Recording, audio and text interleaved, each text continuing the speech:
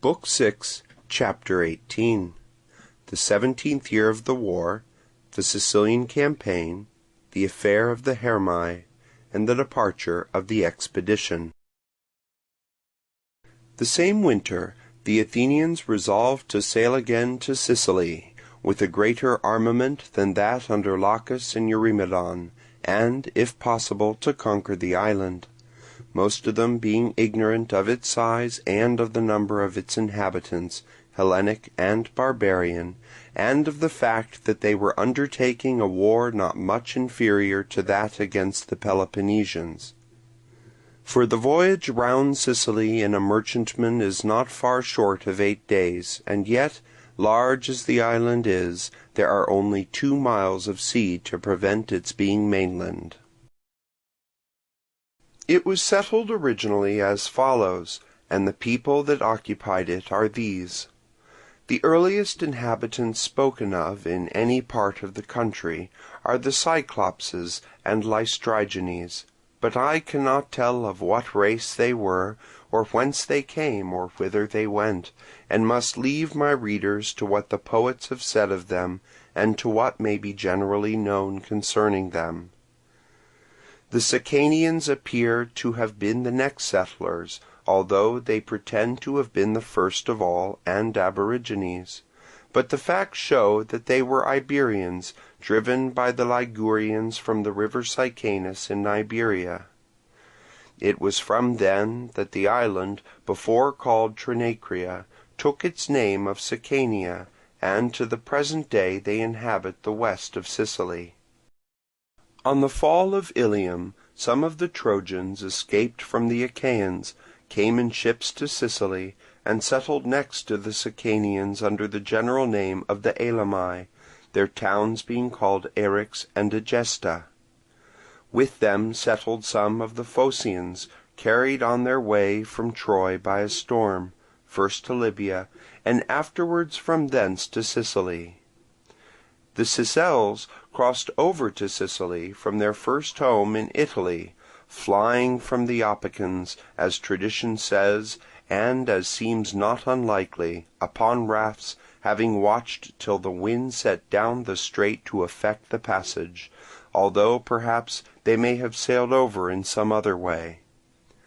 Even at the present day there are still Sicels in Italy, and the country got its name of Italy from Italus, a king of the Sicels, so called.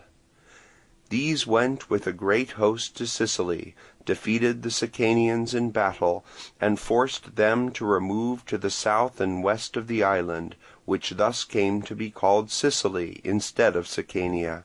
and after they crossed over, continued to enjoy the richest parts of the country for near 300 years before any Hellenes came to Sicily. Indeed, they still hold the centre and north of the island. There were also Phoenicians living all round Sicily, who had occupied promontories upon the sea coasts and the islets adjacent for the purpose of trading with the Sicels.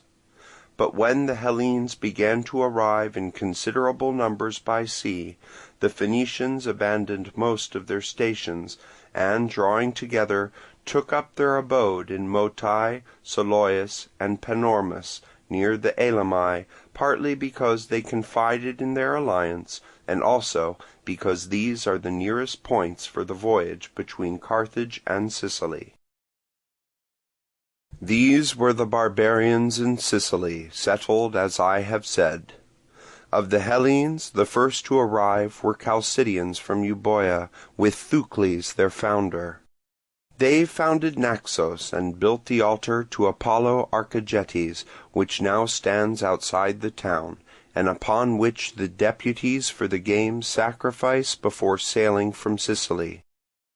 Syracuse was founded the year afterwards by Archias, one of the Heraclides from Corinth, who began by driving out the Sicels from the island upon which the inner city now stands, though it is no longer surrounded by water. In process of time the outer town also was taken within the walls and became populous. Meanwhile Thucles and the Chalcidians set out from Naxos in the 5th year after the foundation of Syracuse, and drove out the Sicels by arms, and founded Leontini and afterwards Catana, the Catanians themselves choosing Evarchus as their founder. About the same time Lamus arrived in Sicily with a colony from Megara, and after founding a place called Trotilus beyond the river Pantacius,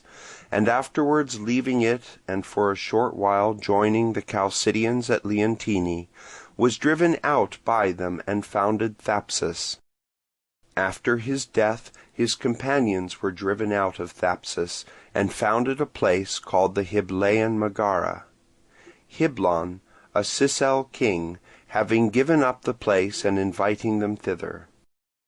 Here they lived 245 years, after which they were expelled from the city and the country by the Syracusan tyrant Gelo. Before their expulsion, however, 100 years after they had settled there, they sent out Pamilus and founded Selinus, he having come from their mother country Megara to join them in its foundation. Gela was founded by Antiphamus from Rhodes and Antimus from Crete, who joined in leading a colony thither, in the 45th year after the foundation of Syracuse.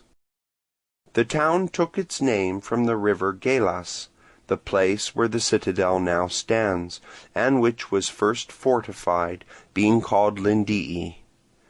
The institutions which they adopted were Dorian.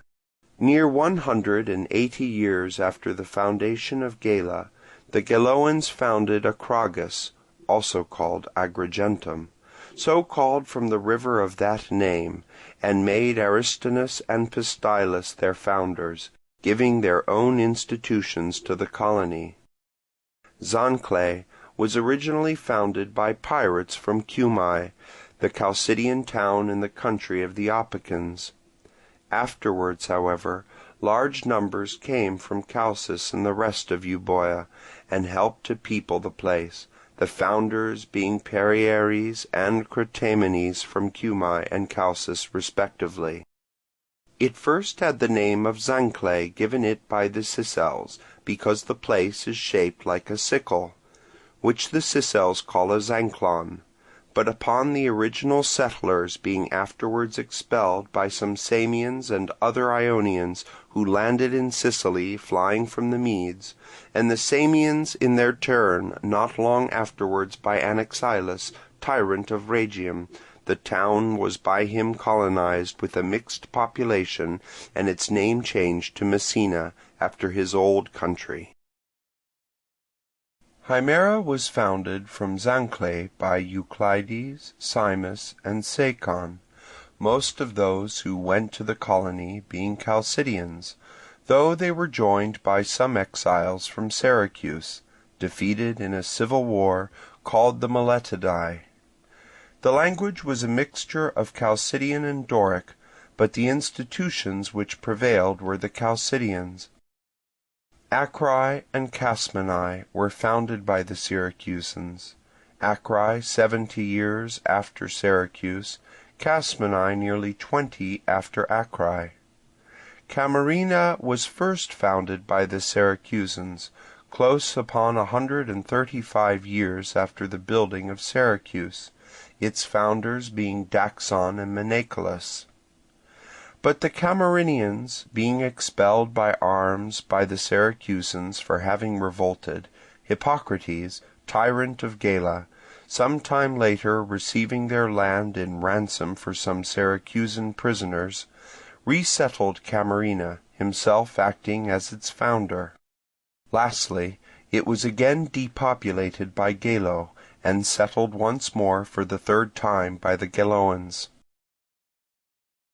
Such is the list of peoples, Hellenic and barbarian, inhabiting Sicily, and such the magnitude of the island which the Athenians were now bent upon invading, being ambitious in real truth of conquering the whole, although they had also the specious design of succouring their kindred and other allies in the island. But they were especially incited by envoys from Egesta, who had come to Athens and invoked their aid more urgently than ever. The Egestaeans had gone to war with their neighbours the Selinuntines upon questions of marriage and disputed territory, and the Selinuntines had procured the alliance of the Syracusans and pressed Egesta hard by land and sea. The Egestaeans now reminded the Athenians of the alliance made in the time of Laches, during the former Leontine war, and begged them to send a fleet to their aid, and among a number of other considerations urged as a capital argument that if the Syracusans were allowed to go unpunished for their depopulation of the Leontini, to ruin the allies still left to Athens in Sicily, and to get the whole power of the island into their hands, there would be a danger of their one day coming with a large force as Dorians to the aid of their Dorian brethren, and as colonists to the aid of the Pelopennesians who had sent them out, and joining these in pulling down the Athenian empire. The Athenians would, therefore, do well to unite with the allies still left to them, and to make a stand against the Syracusans, especially as they, the Egestaeans, were prepared to furnish money sufficient for the war. The Athenians, hearing these arguments constantly repeated in their assemblies by the Egestaeans and their supporters, voted first to send envoys to Egesta, to see if there was really the money that they talked of in the treasury and temples, and at the same time to ascertain in what posture was the war with the Selinuntines. The envoys of the Athenians were accordingly dispatched to Sicily. The same winter the Lacedaemonians and their allies, the Corinthians excepted, marched into the Argive territory and ravaged a small part of the land, and took some yokes of oxen and carried off some corn. They also settled the Argive exiles at Orneae, and left them a few soldiers taken from the rest of the army. And after making a truce for a certain while, according to which neither Orneatae nor Argives were to injure each other's territory, returned home with the army. Not long afterwards the Athenians came with 30 ships and 600 heavy infantry, and the Argives joining them with all their forces, marched out and besieged the men at Orneae for one day. But the garrison escaped by night, the besiegers having bivouacked some way off. The next day the Argives, discovering it, razed Orneae to the ground and went back again, after which the Athenians went home in their ships. Meanwhile the Athenians took by sea to Methone on the Macedonian border some cavalry of their own and the Macedonian exiles that were at Athens, and plundered the country of Perdiccas. Upon this the Lacedaemonians sent to the Thracian Chalcidians, who had a truce with Athens, from 10 days to another, urging them to join Perdiccas in the war, which they refused to do. And the winter ended, and with it ended the 16th year of this war, of which Thucydides is the historian. Early in the spring of the following summer, the Athenian envoys arrived from Sicily, and the Egestaeans with them, bringing 60 talents of uncoined silver as a month's pay for 60 ships, which they were to ask to have sent them. The Athenians held an assembly, and, after hearing from the Egestaeans and their own envoys a report, as attractive as it was untrue, upon the state of affairs generally, and in particular as to the money, of which, it was said, there was an abundance in the temples and the treasury, voted to send 60 ships to Sicily, under the command of Alcibiades, son of Clinias, Nicias, son of Niceratus, and Lamachus, son of Xenophanes, who were appointed with full powers. They were to help the Egestaeans against the Selinuntines, to restore Leontini upon gaining any advantage in the war, and to order all other matters in Sicily as they should deem best for the interests of Athens.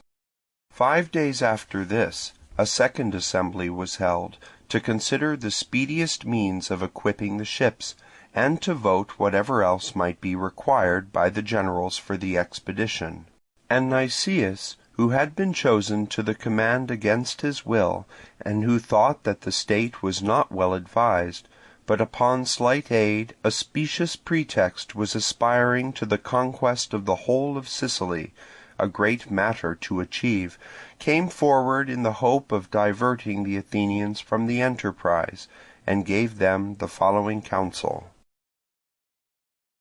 Although this assembly was convened to consider the preparations to be made for sailing to Sicily, I think, notwithstanding, that we have still this question to examine, whether it be better to send out the ships at all, and that we ought not to give so little consideration to a matter of such moment, or let ourselves be persuaded by foreigners into undertaking a war with which we have nothing to do. And yet, individually, I gain in honour by such a course, and fear as little as other men for my person, not that I think a man need be any the worse citizen for taking some thought for his own person and estate. On the contrary, such a man would for his own sake desire the prosperity of his country more than others. Nevertheless, as I have never spoken against my convictions to gain honour, I shall not begin to do so now, but shall say what I think best. Against your character, any words of mine would be weak enough, if I were to advise your keeping what you have got, and not risking what is actually yours for advantages which are dubious in themselves, and which you may or may not attain. I will, therefore, content myself with showing that your ardour is out of season, and your ambition not easy of accomplishment. I affirm then that you leave many enemies behind you here to go yonder and bring more back with you. You imagine, perhaps, that the treaty which you have made can be trusted, a treaty that will continue to exist nominally, as long as you keep quiet, for nominal it has become, owing to the practices of certain men here and at Sparta, but which in the event of a serious reverse in any quarter would not delay our enemies a moment in attacking us. First, because the convention was forced upon them by disaster, and was less honourable to them than to us, and secondly, because in this very convention there are many points that are still disputed. Again, some of the most powerful states have never yet accepted the arrangement at all. Some of these are at open war with us. Others, as the Lacedaemonians do not yet move, are restrained by truces renewed every 10 days, and it is only too probable that if they found our power divided, as we are hurrying to divide it, they would attack us vigorously with the Siceliots, whose alliance they would have in the past valued as they would that of few others. A man ought, therefore, to consider these points, and not to think of running risks with a country placed so critically, or of grasping at another empire before we have secured the one we have already. For in fact the Thracian Chalcidians have been all these years in revolt from us without being yet subdued, and others on the continents yield us but a doubtful obedience. Meanwhile the Aegistaeans, our allies, have been wronged, and we run to help them, while the rebels who have so long wronged us still wait for punishment. And yet the latter, if brought under, might be kept under, while the Sicilians, even if conquered, are too far off and too numerous to be ruled without difficulty. Now it is folly to go against men who could not be kept under even if conquered, while failure would leave us in a very different position from that which we occupied before the enterprise. The Siceliots, again, to take them as they are at present, in the event of a Syracusan conquest, the favourite bugbear of the Aegistaeans, would to my thinking be even less dangerous to us than before. At present they might possibly come here as separate states for love of Lacedaemon. In the other case, one empire would scarcely attack another, for after joining the Pelopennesians to overthrow ours, they could only expect to see the same hands overthrow their own in the same way. The Hellenes in Sicily would fear us most if we never went there at all, and next to this, if after displaying our power we went away again as soon as possible. We all know that that which is farthest off, and the reputation of which can least be tested, is the object of admiration, and the least reverse they would at once begin to look down upon us, and would join our enemies here against us. You have yourselves experienced this with regard to the Lacedaemonians and their allies, whom your unexpected success, as compared with what you feared at first, has made you suddenly despise, tempting you further to aspire to the conquest of Sicily. Instead, however, of being puffed up by the misfortunes of your adversaries, you ought to think of breaking their spirit before giving yourselves up to confidence, and to understand that the one thought awakened in the Lacedaemonians by their disgrace is how they may even now, if possible, overthrow us and repair their dishonour. Inasmuch as military reputation is their oldest and chiefest study, our struggle, therefore, if we are wise, will not be for the barbarian Aegistaeans in Sicily, but how to defend ourselves most effectually against the oligarchical machinations of Lacedaemon. We should also remember that we are but now enjoying some respite from the great pestilence and from war, to the no small benefit of our estates and persons, and that it is right to employ these at home on our own behalf, instead of using them on behalf of these exiles whose interest it is to lie as fairly as they can, who do nothing but talk themselves and leave the danger to others, and who, if they succeed, will show no proper gratitude, and if they fail, will drag down their friends with them. And if there be any man here, overjoyed at being chosen to command, who urges you to make the expedition merely for ends of his own, specially if he be still too young to command,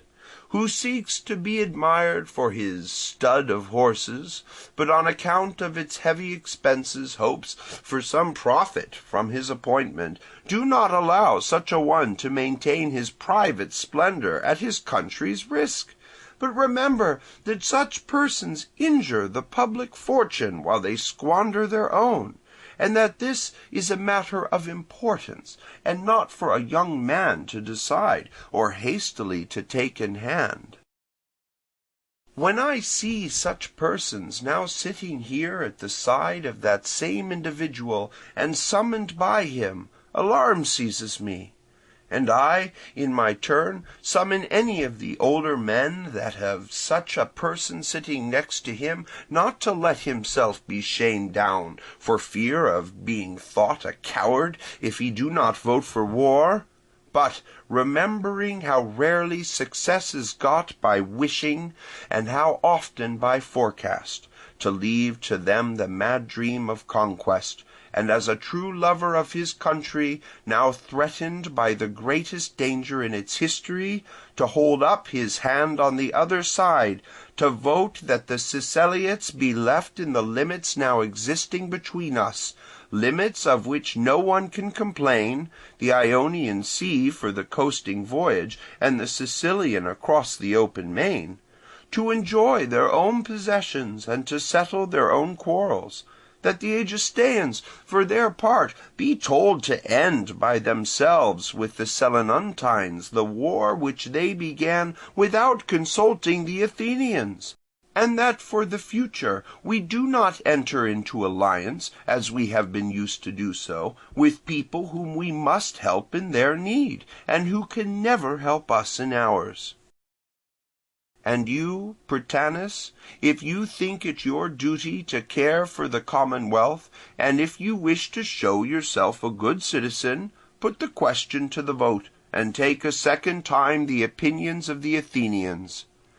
If you are afraid to move the question again, consider that a violation of the law cannot carry any prejudice with so many abettors, that you will be the physician of your misguided city, and that the virtue of men in office is briefly this, to do their country as much good as they can, or in any case no harm that they can avoid. Such were the words of Nicias. Most of the Athenians that came forward spoke in favour of the expedition, and of not annulling what had been voted, although some spoke on the other side. By far the warmest advocate of the expedition was, however, Alcibiades, son of Clinias, who wished to thwart Nicias both as his political opponent and also because of the attack he had made upon him in his speech, and who was besides exceedingly ambitious of a command by which he hoped to reduce Sicily and Carthage, and personally to gain in wealth and reputation by means of his successes. For the position he held among the citizens led him to indulge his tastes beyond what his real means would bear, both in keeping horses and in the rest of his expenditure. And this later on had not a little to do with the ruin of the Athenian state. Alarmed at the greatness of his license in his own life and habits, and of the ambition which he showed in all things soever that he undertook, the mass of the people set him down as a pretender to the tyranny, and became his enemies, and although publicly his conduct of the war was as good as could be desired, individually his habits gave offence to every one, and caused them to commit affairs to other hands, and thus before long to ruin the city. Meanwhile he now came forward and gave the following advice to the Athenians.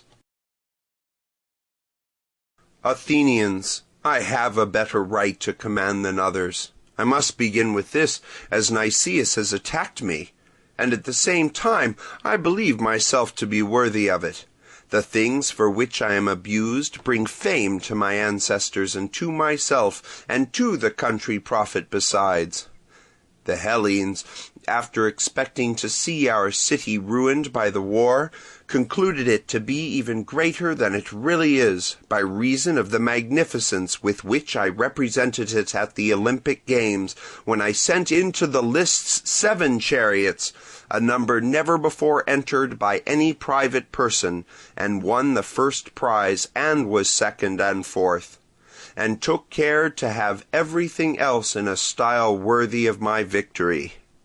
Custom regards such displays as honourable, and they cannot be made without leaving behind them an impression of power.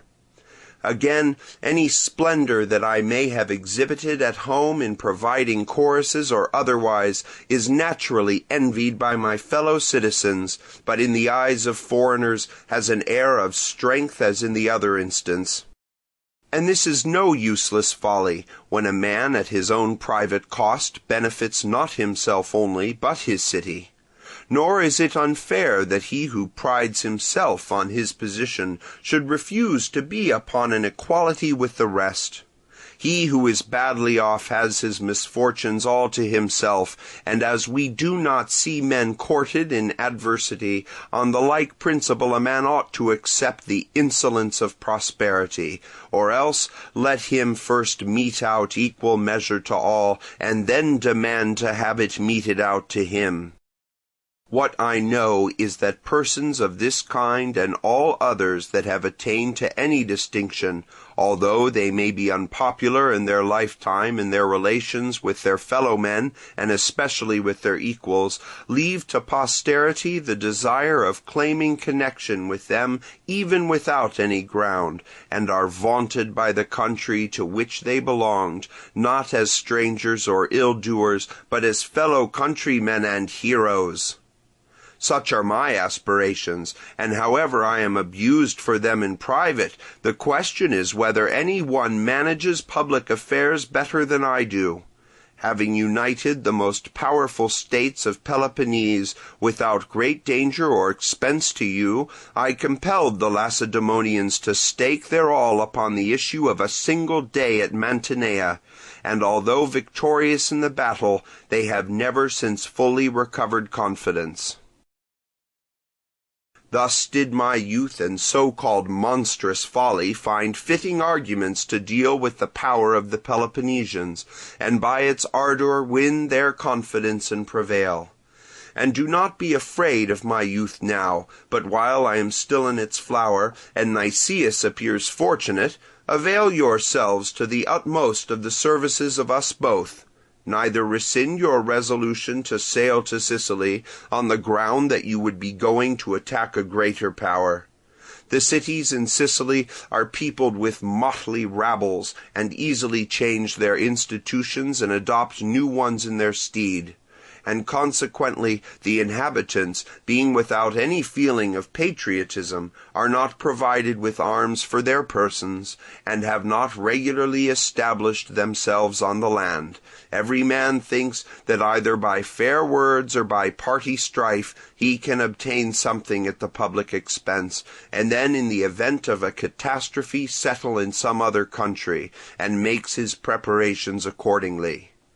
From a mob like this you need not look for either unanimity in council or concert in action, but they will probably one by one come in as they get a fair offer, especially if they are torn by civil strife, as we are told.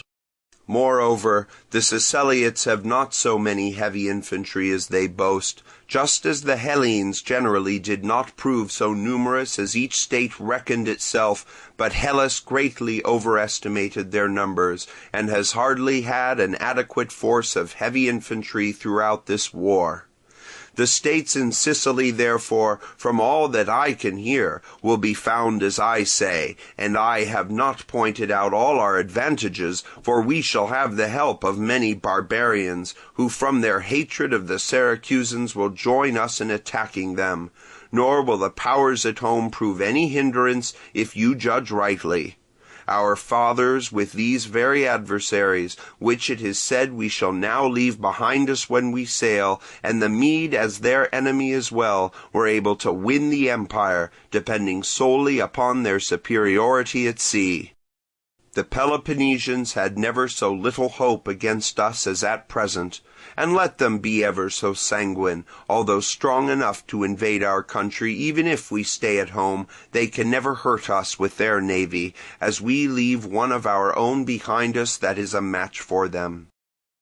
In this state of things, what reason can we give to ourselves for holding back, or what excuse can we offer to our allies in Sicily for not helping them? They are our confederates, and we are bound to assist them, without objecting that they have not assisted us. We did not take them into alliance to have them to help us in Hellas, but that they might so annoy our enemies in Sicily as to prevent them from coming over here and attacking us. It is thus that empire has been won, both by us and by all others that have held it, by a constant readiness to support all, whether barbarians or Hellenes, that invite assistance, since if all were to keep quiet and to pick and choose whom they ought to assist, we should make but few new conquests, and should imperil those we have already won. Men do not rest content with parrying the attacks of a superior, but often strike the first blow to prevent the attack being made, and we cannot fix the exact point at which our empire shall stop. We have reached a position in which we must not be content with retaining, but must scheme to extend it, For if we cease to rule others, we are in danger of being ruled ourselves, nor can you look at inaction from the same point of view as others, unless you are prepared to change your habits and make them like theirs. Be convinced, then, that we shall augment our power at home by this adventure abroad, and let us make the expedition, and so humble the pride of the Peloponnesians by sailing off to Sicily, and letting them see how little we care for the peace that we are now enjoying.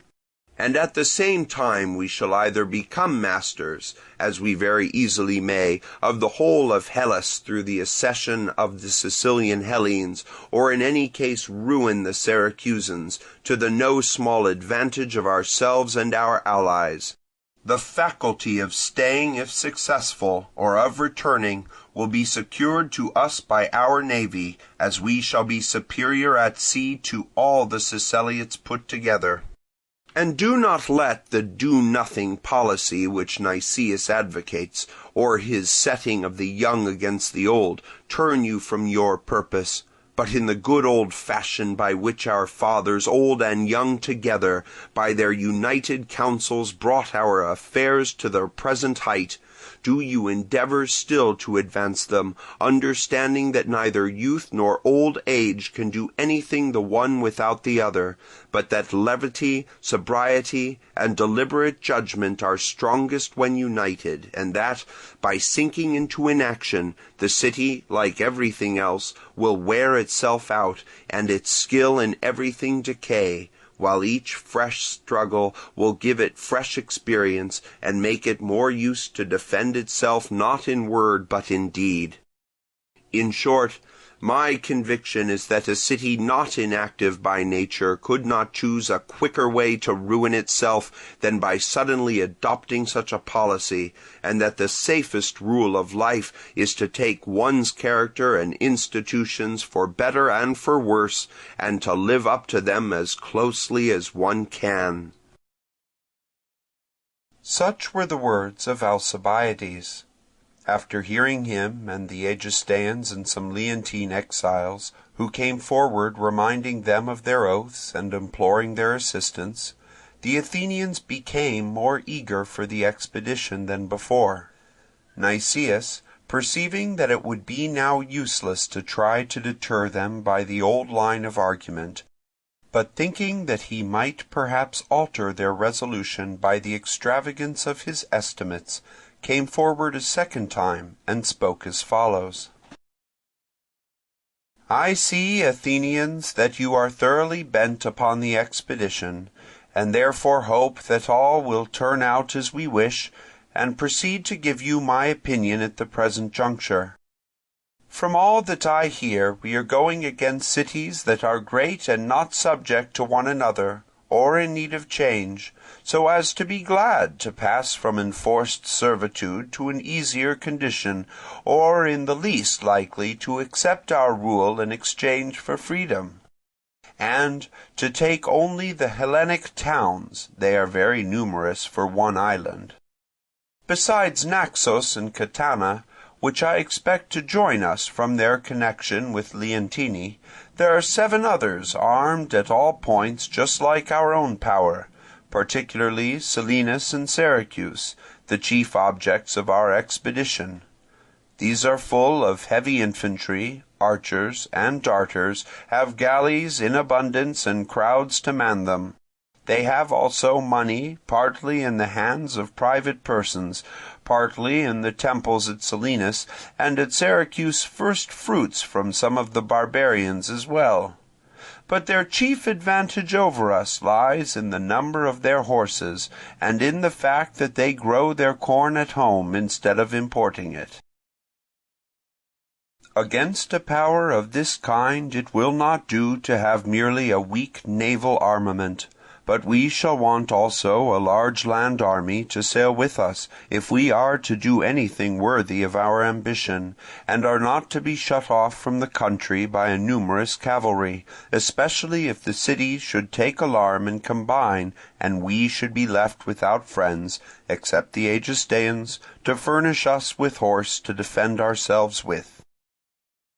It would be disgraceful to have to retire under compulsion or to send back for reinforcements owing to want of reflection at first. We must therefore start from home with a competent force, seeing that we are going to sail far from our country, and upon an expedition not like any which you have undertaken, without the current quality of allies among your subject states here in Hellas, where any additional supplies needed can be easily drawn from the friendly territory. But we are cutting ourselves off, and going to a land entirely strange, from which during 4 months in winter it is not even easy for a messenger to get to Athens. I think, therefore, that we ought to take great numbers of heavy infantry, both from Athens and from our allies, and not merely from our subjects, but also any we may be able to get for love or for money in Peloponnese, and great numbers also of archers and slingers, to make head against the Sicilian horse. Meanwhile, we must have an overwhelming superiority at sea, to enable us the more easily to carry in what we want, and we must take our own corn in merchant vessels, that is to say, wheat and parched barley, and bakers from the mills compelled to serve for pay in the proper proportion, in order that in case of our being weather-bound, the armament may not want provisions, as it is not every city that will be able to entertain numbers like ours. We must also provide ourselves with everything else as far as we can, so as not to be dependent upon others. And above all we must take with us from home as much money as possible, as the sums talked of as ready at Egesta are readier, you may be sure, in talk than in any other way.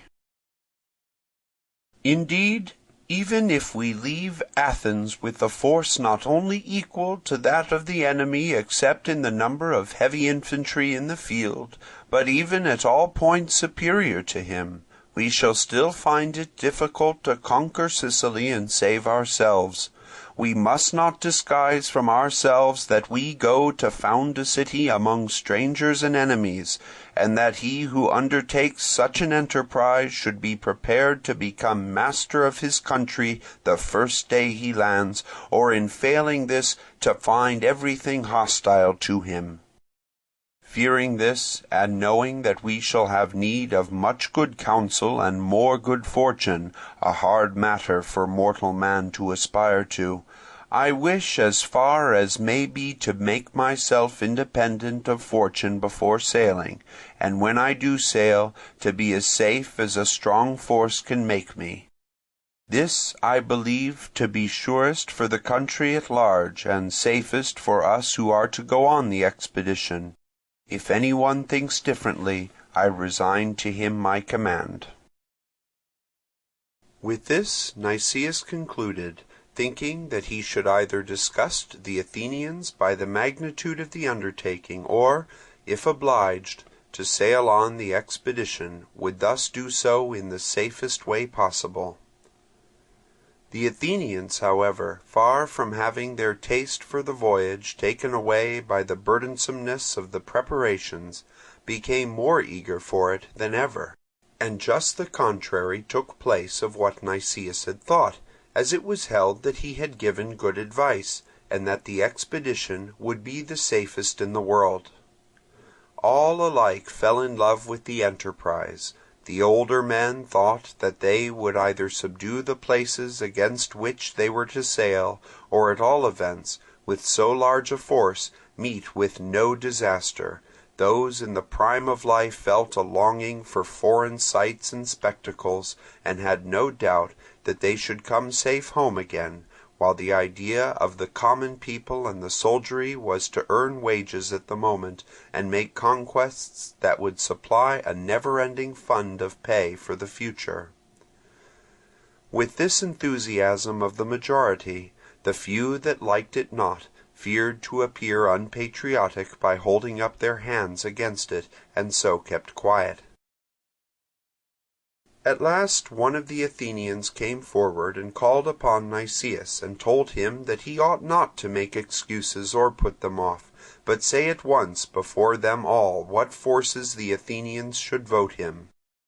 Upon this he said, not without reluctance, that he would advise upon that matter more at leisure with his colleagues. As far, however, as he could see at present, they must sail with at least 100 galleys, the Athenians providing as many transports as they might determine, and sending for others from the allies, not less than 5,000 heavy infantry in all, Athenians and allies, and if possible more, and the rest of the armament in proportion, archers from home and from Crete, and slingers, and whatever else might seem desirable, being got ready by the generals and taken with them.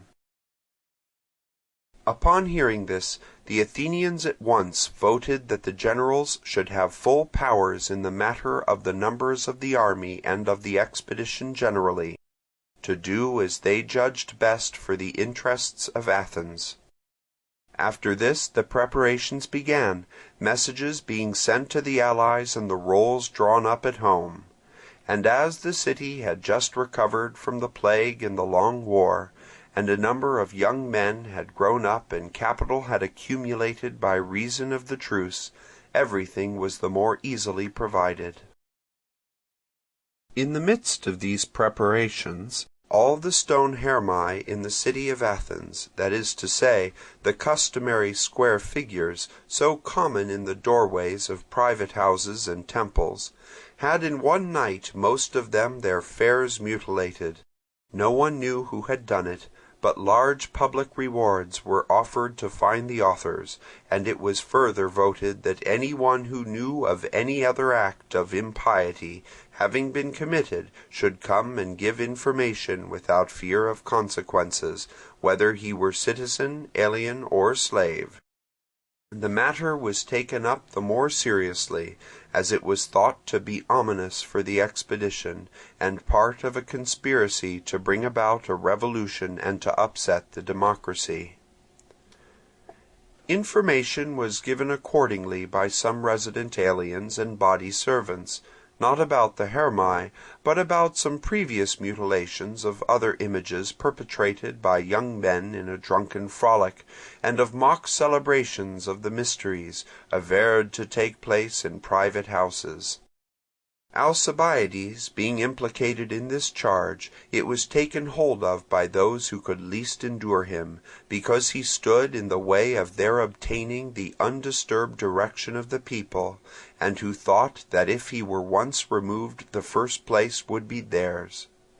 These accordingly magnified the matter and loudly proclaimed that the affair of the mysteries and the mutilation of the hermae were part and parcel of a scheme to overthrow the democracy, and that nothing of all this had been done without Alcibiades, the proofs alleged being the general and undemocratic license of his life and habits. Alcibiades repelled on the spot the charges in question, and also, before going on the expedition, the preparations for which were now complete, offered to stand his trial that it might be seen whether he was guilty of the acts imputed to him, desiring to be punished if he was found guilty, but, if acquitted, to take the command. Meanwhile, he protested against their receiving slanders against him in his absence, and begged them rather to put him to death at once if he were guilty, and pointed out the imprudence of sending him out at the head of so large an army with so serious a charge still undecided. But his enemies feared that he would have the army for him if he were tried immediately, and that the people might relent in favour of the man whom they already caressed as the cause of the Argives and some of the Mantineans joining in the expedition, and did their utmost to get this proposition rejected, putting forward other orators, who said that he ought at present to sail and not delay the departure of the army, and be tried on his return within a fixed number of days, their plan being to have him sent for and brought home for trial upon some graver charge, which they would the more easily get up in his absence. Accordingly, it was decreed that he should set sail. After this, the departure for Sicily took place, it being now about midsummer. Most of the allies, with the corn transports and the smaller craft and the rest of the expedition, had already received orders to muster at Corcyra, to cross the Ionian Sea, and thence in a body to the Iapygian promontory.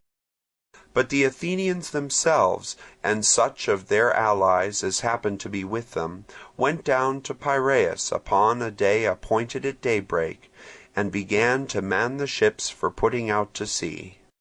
With them also went down the whole population, one may say, of the city, both citizens and foreigners, the inhabitants of the country each escorting those that belonged to them, their friends, their relatives, or their sons, with hopes and lamentation upon their way, as they thought of the conquests which they hoped to make, or of the friends whom they might never see again, considering the long voyage which they were going to make from their country.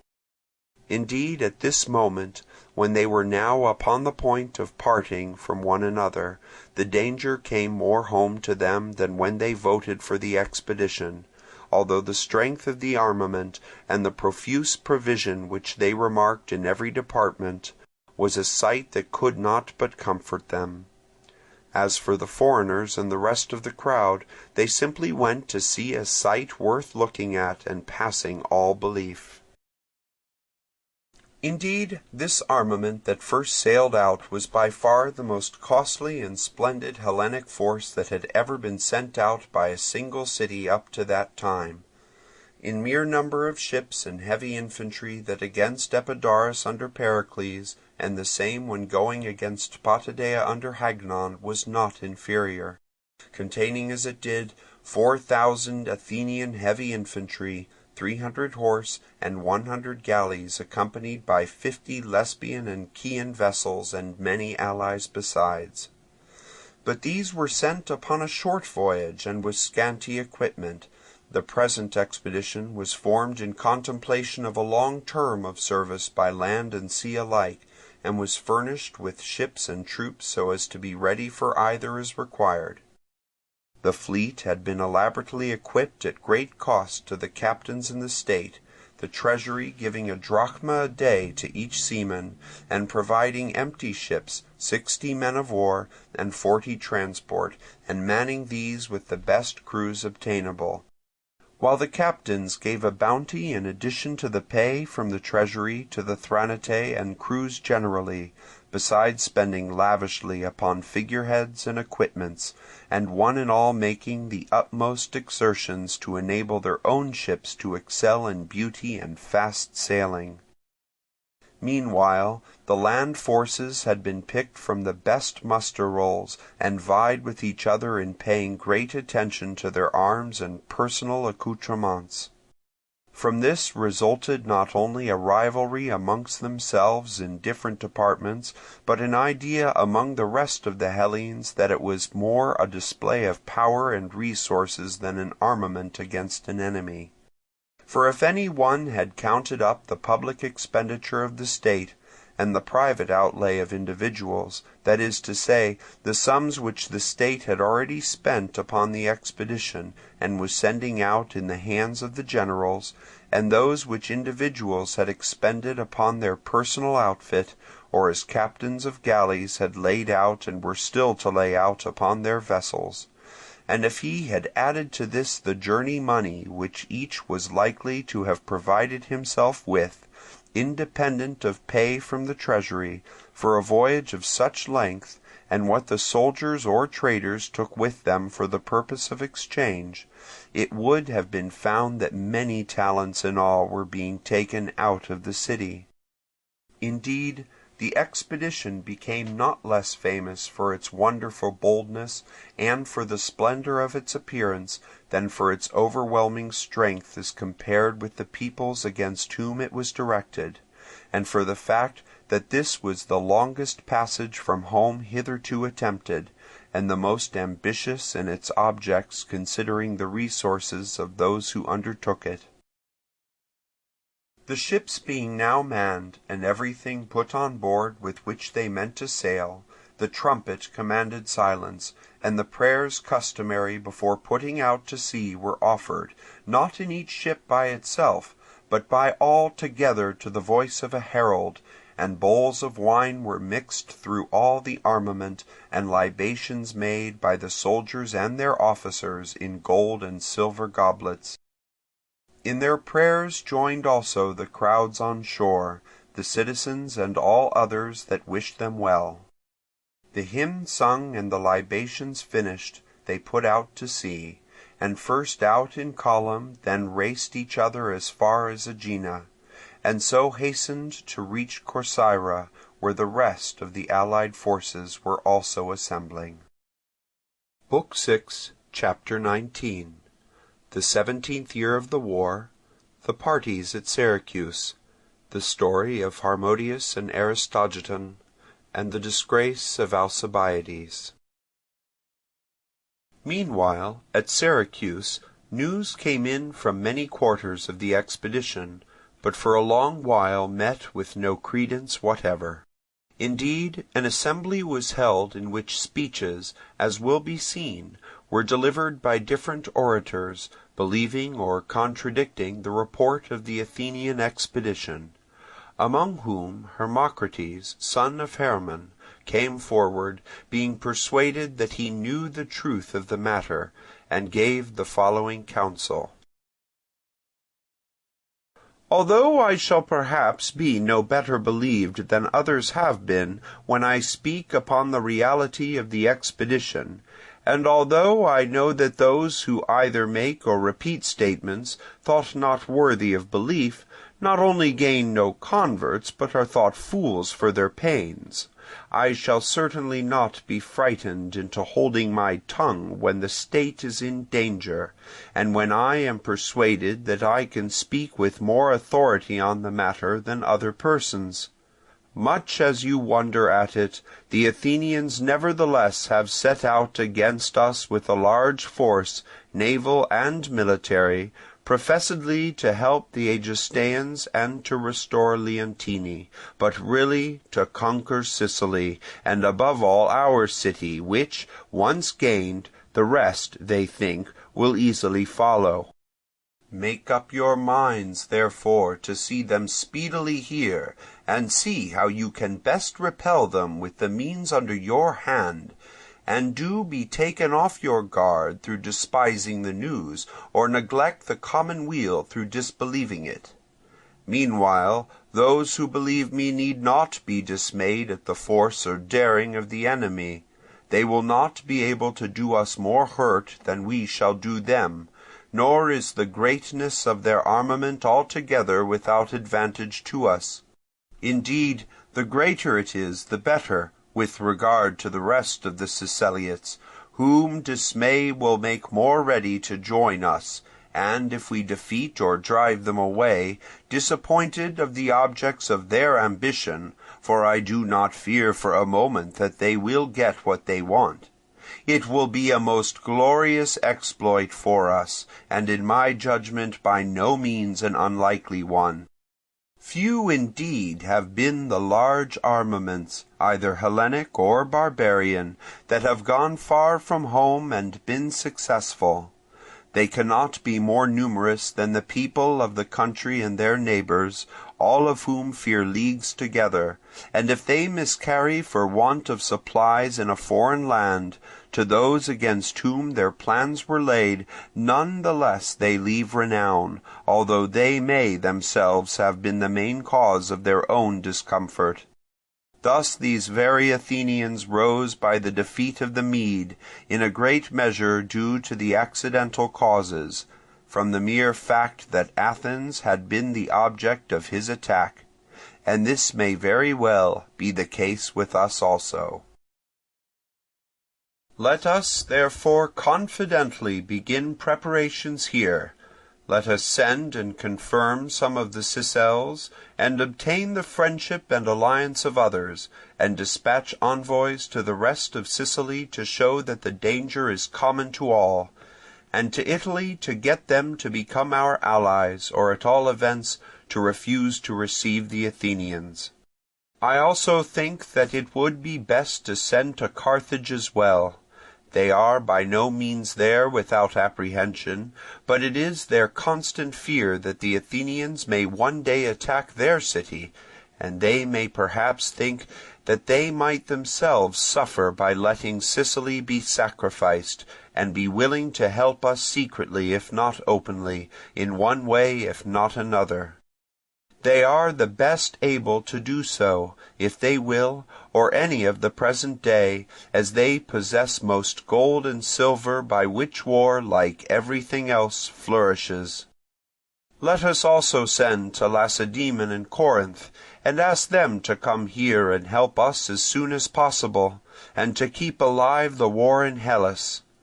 But the true thing of all others, in my opinion, to do at the present moment, is what you, with our constitutional love of quiet, will be slow to see, and what I must nevertheless mention. If we Siceliots all together, or at least as many as possible besides ourselves, would only launch the whole of our actual navy with 2 months' provisions, and meet the Athenians at Tarentum and the Iapygian promontory, and show them that before fighting for Sicily they must first fight for their passage across the Ionian Sea, we should strike dismay into their army, and set them on thinking that we have a base for our defence, for Tarentum is ready to receive us, while they have a wide sea to cross with all their armament, which could with difficulty keep its order through so long a voyage, and would be easy for us to attack as it came on slowly and in small detachments. On the other hand, if they were to lighten their vessels, and draw together their fast sailors, and with these attack us, we could either fall upon them when they were wearied with rowing, or if we did not choose to do so, we could retire to Tarentum, while they, having crossed with few provisions just to give battle, would be hard put to it in desolate places, and would either have to remain and be blockaded, or to try to sail along the coast, abandoning the rest of their armament, and being further discouraged by not knowing for certain whether the cities would receive them. In my opinion, this consideration alone would be sufficient to deter them from putting out from Corcyra, and what with deliberating and reconnoitring our numbers and whereabouts, they would let the season go on until winter was upon them, or, confounded by so unexpected a circumstance, would break up the expedition, especially as their most experienced general has, as I hear, taken the command against his will, and would grasp at the first excuse offered by any serious demonstration of ours. We should also be reported, I am certain, as more numerous than we really are, and men's minds are affected by what they hear, and besides the first to attack, or to show that they mean to defend themselves against an attack, inspire greater fear because men see that they are ready for the emergency. This would just be the case with the Athenians at present. They are now attacking us in the belief that we shall not resist, having a right to judge us severely because we did not help the Lacedaemonians in crushing them. But if they were to see us showing a courage for which they are not prepared, they would be more dismayed by the surprise than they could ever be by our actual power. I could wish to persuade you to show this courage, but if this cannot be, at all events lose not a moment in preparing generally for the war, and remember all of you that contempt for an assailant is best shown by bravery in action, but that for the present the best course is to accept the preparation which fear inspires as giving the surest promise of safety, and to act as if the danger was real. That the Athenians are coming to attack us, and are already upon the voyage, and all but here, this is what I am sure of. Thus far spoke Hermocrates. Meanwhile, the people of Syracuse were at great strife among themselves, some contending that the Athenians had no idea of coming, and that there was no truth in what he said. some asking, if they did come, what harm they could do that would not be repaid them tenfold in return, while others made light of the whole affair and turned it into ridicule. In short, there were few that believed Hermocrates and feared for the future. Meanwhile, Athenagoras, the leader of the people and very powerful at that time with the masses, came forward and spoke as follows. For the Athenians, he who does not wish that they may be as misguided as they are supposed to be, and that they may come here to become our subjects, is either a coward or a traitor to his country. While as for those who carry such tidings and fill you with so much alarm, I wonder less at their audacity than at their folly, if they flatter themselves that we do not see through them. The fact is that they have their private reasons to be afraid, and wish to throw the city into consternation, and have their own terrors cast into the shade by the public alarm. In short, this is what these reports are worth. They do not arise of themselves, but are concocted by men who are always causing agitation here in Sicily. However, if you are well advised, you will not be guided in your calculation of probabilities by what these persons tell you, but by what shrewd men and of large experience, as I esteem the Athenians to be, would be likely to do. Now it is not likely that they would leave the Peloponnesians behind them, and before they have well ended the war in Hellas, wantonly come in quest of a new war quite as arduous in Sicily. Indeed, in my judgment, they are only too glad that we do not go and attack them, being so many and so great cities as we are. However, if they should come as is reported, I consider Sicily better able to go through with the war than Peloponnese, as being at all points better prepared, and our city by itself far more than a match for this pretended army of invasion, even were it twice as large again.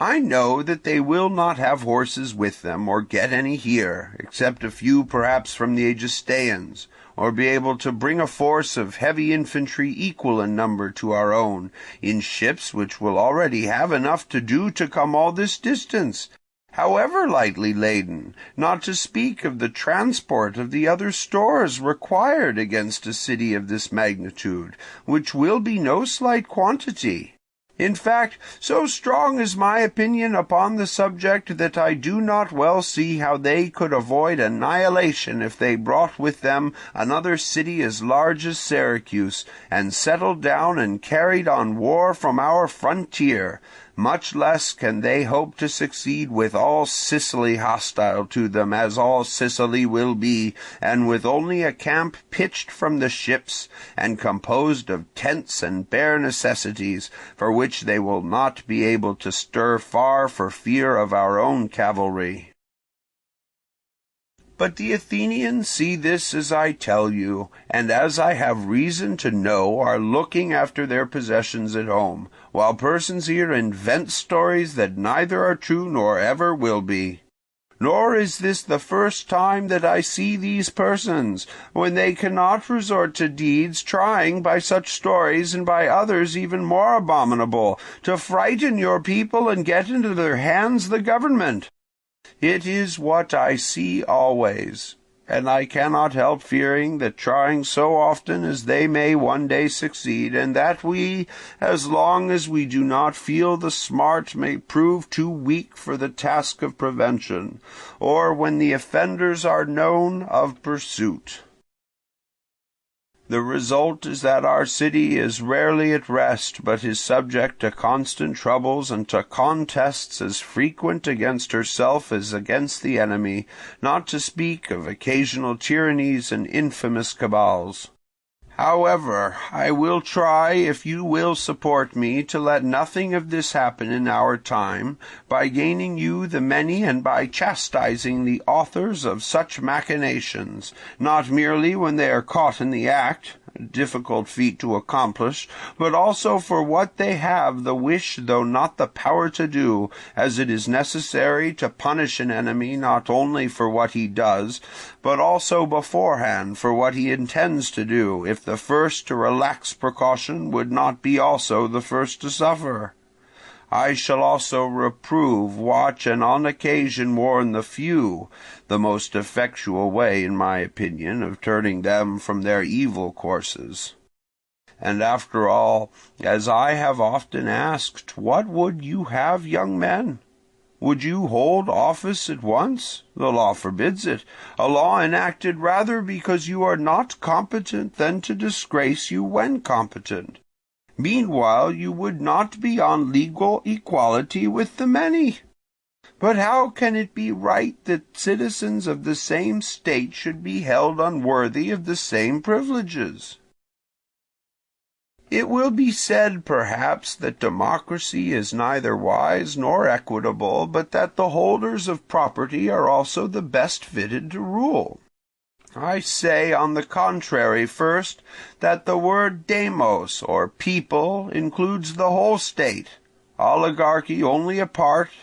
Next, that if the best guardians of property are the rich, and the best counselors the wise, none can hear and decide so well as the many, and that all these talents, severally and collectively, have their just place in a democracy.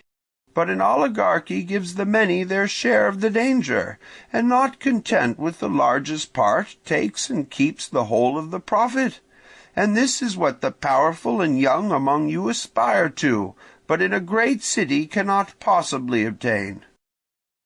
But even now, foolish men, most senseless of all the Hellenes that I know, if you have no sense of the wickedness of your designs, or most criminal if you have that sense and still dare to pursue them, even now, if it is not a case for repentance, you may still learn wisdom, and thus advance the interest of the country, the common interest of us all. Reflect that in the country's prosperity the men of merit in your ranks will have a share, and a larger share than the great mass of your fellow countrymen, but that if you have other designs you run a risk of being deprived of all, and desist from reports like these, as the people know your object and will not put up with it.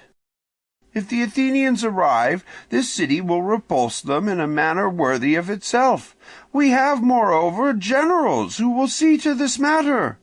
And if nothing of this be true, as I incline you to believe, the city will not be thrown into a panic by your intelligence, or impose upon itself a self-chosen servitude by choosing you for its rulers. The city itself will look into the matter, and will judge your words as if they were acts, and instead of allowing itself to be deprived of its liberty and listening to you, will strive to preserve that liberty by taking care to have always at hand the means of making itself respected. Such were the words of Athenagoras. One of the generals now stood up and stopped any other speakers coming forward, adding these words of his own with reference to the matter in hand. It is not well for speakers to utter calumnies against one another, or for their hearers to entertain them. We ought rather to look to the intelligence that we have received, and see how each man by himself and the city as a whole may best prepare to repel the invaders. Even if there be no need, there is no harm in the state being furnished with horses and arms and all other insignia of war, and we will undertake to see to and order this, and to send round to the cities to reconnoitre and do all else that may appear desirable. Part of this we have seen to already, and whatever we discover shall be laid before you. After these words from the general, the Syracusans departed from the assembly. In the meantime, the Athenians with all their allies had now arrived at Corcyra. Here the generals began by again reviewing the armament, and made arrangements as to the order in which they were to anchor and encamp, and dividing the whole fleet into 3 divisions, allotted one to each of their number, to avoid sailing all together, and being thus embarrassed for water, harbourage, or provisions at the stations which they ought to touch at, and at the same time to be generally better ordered and easier to handle, by each squadron having its own commander. Next they sent on 3 ships to Italy and Sicily to find out which of the cities would receive them, with instructions to meet them on the way, and let them know before they put in to land. After this, the Athenians weighed from Corcyra, and proceeded to cross to Sicily with an armament now consisting of 134 galleys in all, besides 2 Rhodian 50 oars, of which 100 were Athenian vessels, 60 men of war, and 40 troop-ships, and the remainder from Chios and the other allies. 5,100 heavy infantry in all, that is to say, 1,500 Athenian citizens from the rolls at Athens, and 700 Thetes shipped as marines, and the rest allied troops, some of them Athenian subjects, and besides these 500 Argives, and 250 Mantineans serving for hire, 480 archers in all, 80 of whom were Cretans, 700 slingers from Rhodes, 120 light-armed exiles from Megara, and 1 horse transport carrying 30 horses. Such was the strength of the first armament that sailed over for the war. The supplies for this force were carried by 30 ships of burden laden with corn, which conveyed the bakers, stonemasons, and carpenters, and the tools for raising fortifications, accompanied by 100 boats, like the former, pressed into service, besides many other boats and ships of burden which followed the armament voluntarily for purposes of trade, all of which now left Corcyra and struck across the Ionian Sea together. The whole force making land at the Iapygian promontory in Tarentum, with more or less good fortune, coasted along the shores of Italy, the cities shutting their markets and gates against them, and according them nothing but water and liberty to anchor, and Tarentum and Locri not even that, until they arrived at Rhegium, the extreme point of Italy. Here at length they reunited, and not gaining admission within the walls, pitched a camp outside the city in the precinct of Artemis, where a market was also provided for them, and drew their ships on shore and kept quiet. Meanwhile they opened negotiations with the Rhegians, and called upon them as Chalcidians to assist their Leontine kinsmen. To which the Rhegians replied that they would not side with either party, but should await the decision of the rest of the Italiots, and do as they did. Upon this the Athenians now began to consider what would be the best action to take in the affairs of Sicily, and meanwhile waited for the ships sent on to come back from Egesta, in order to know whether there was really there the money mentioned by the messengers at Athens. In the meantime came in from all quarters to the Syracusans, as well as from their own officers sent to reconnoitre, the positive tidings that the fleet was at Rhegium, upon which they laid aside their incredulity and threw themselves heart and soul into the work of preparation. Guards or envoys, as the case might be, were sent round to the Sicels, garrisons put into the posts of the Peripoli in the country, horses and arms reviewed in the city to see that nothing was wanting, and all other steps taken to prepare for a war which might be upon them at any moment.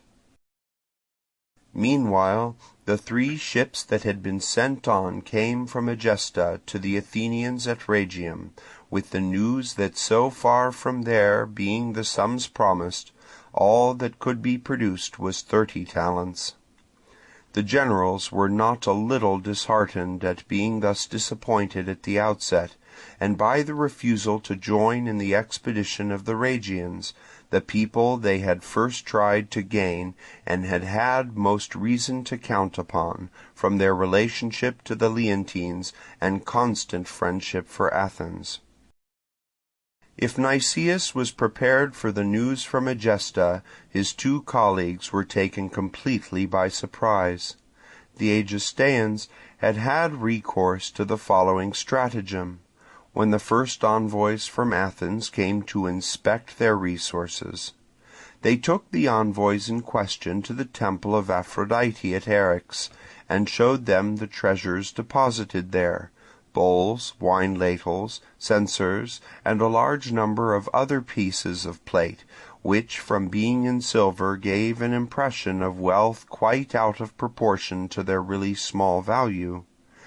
They also privately entertained the ship's crews, and collected all the cups of gold and silver that they could find in Egesta itself, or could borrow in the neighbouring Phoenician and Hellenic towns, and each brought them to the banquets as their own. And as all used pretty nearly the same, and everywhere a great quantity of plate was shown, the effect was most dazzling upon the Athenian sailors, and made them talk loudly of the riches they had seen when they had got back to Athens. The dupes in question, who had in their turn persuaded the rest, when the news got abroad that there was not the money supposed at Egesta, were much blamed by the soldiers. Meanwhile, the generals consulted upon what was to be done. The opinion of Nicias was to sail with all the armament to Selinus, the main object of the expedition, and if the Egestaeans could provide money for the whole force, to advise accordingly, but if they could not, to require them to supply provisions for the 60 ships that they had asked for, to stay and settle matters between them and the Selinuntines either by force or by agreement, and then to coast past the other cities, and after displaying the power of Athens and proving their zeal for their friends and allies, to sail home again, unless they should have some sudden and unexpected opportunity of serving the Leontines, or of bringing over some of the other cities, and not to endanger the state by wasting its home resources. Alcibiades said that a great expedition like the present must not disgrace itself by going away without having done anything. Heralds must be sent to all the cities except Selinus and Syracuse, and efforts be made to make some of the Sicels revolt from the Syracusans, and to obtain the friendship of others, in order to have corn and troops. And first of all to gain the Messinese, who lay right in the passage and entrance to Sicily, and would afford an excellent harbour and base for the army. Thus, after bringing over the towns and knowing who would be their allies in the war, they might at length attack Syracuse and Selinus, unless the latter came to terms with Egesta, and the former ceased to oppose the restoration of Leontini. Lamachus, on the other hand, said that they ought to sail straight to Syracuse, and fight their battle at once under the walls of the town, while the people were still unprepared and the panic at its height. Every armament was most terrible at first. If it allowed time to run on without showing itself, men's courage revived, and they saw it appear at last almost with indifference. By attacking suddenly, while Syracuse still trembled at their coming, they would have the best chance of gaining a victory for themselves and of striking a complete panic into the enemy by the aspect of their numbers, which would never appear so considerable as at present, by the anticipation of coming disaster, and above all by the immediate danger of the engagement. They might also count upon surprising many in the fields outside, incredulous of their coming, and at the moment that the enemy was carrying in his property the army would not want for booty if it sat down in force before the city. The rest of the Siceliots would thus be immediately less disposed to enter into alliance with the Syracusans, and would join the Athenians without waiting to see which were the strongest. They must make Megara their naval station as a place to retreat to, and a base from which to attack. It was an uninhabited place at no great distance from Syracuse either by land or by sea. After speaking to this effect, Lamachus nevertheless gave his support to the opinion of Alcibiades. After this, Alcibiades sailed in his own vessel across to Messina with proposals of alliance, but met with no success, the inhabitants answering that they could not receive him within their walls, though they would provide him with a market outside. Upon this he sailed back to Rhegium. Immediately upon his return, the generals manned and victualled 60 ships out of the whole fleet and coasted along to Naxos, leaving the rest of their armament behind them at Rhegium with one of their number. Received by the Naxians, they then coasted on to Catana, and being refused admittance by the inhabitants, there being a Syracusan party in the town, went on to the river Terias. Here they bivouacked, and the next day sailed in single file to Syracuse with all their ships except 10, which they sent on in front to sail into the great harbour and see if there was any fleet launched, and to proclaim by herald from shipboard that the Athenians were come to restore the Leontines to their country, as being their allies and kinsmen, and that such of them, therefore, as were in Syracuse should leave it without fear, and join their friends and benefactors the Athenians. After making this proclamation and reconnoitring the city and the harbours, and the features of the country which they would have to make their base of operations in the war, they sailed back to Catana. An assembly being held here, the inhabitants refused to receive the armament, but invited the generals to come in and say what they desired, and while Alcibiades was speaking and the citizens were intent on the assembly, the soldiers broke down an ill-walled-up postern gate without being observed, and getting inside the town flocked into the market-place. The Syracusan party in the town no sooner saw the army inside than they became frightened and withdrew, not being at all numerous, while the rest voted for an alliance with the Athenians and invited them to fetch the rest of their forces from Rhegium. After this, the Athenians sailed to Rhegium and put off this time with all the armament for Catana, and fell to work at their camp immediately upon their arrival. Meanwhile, word was brought them from Camarina that if they went there the town would go over to them, and also that the Syracusans were manning a fleet. The Athenians, accordingly, sailed along shore with all their armament, first to Syracuse, where they found no fleet manning, and so always along the coast to Camarina, where they brought to at the beach, and sent a herald to the people, who, however, refused to receive them, saying that their oaths bound them to receive the Athenians only with a single vessel, unless they themselves sent for more.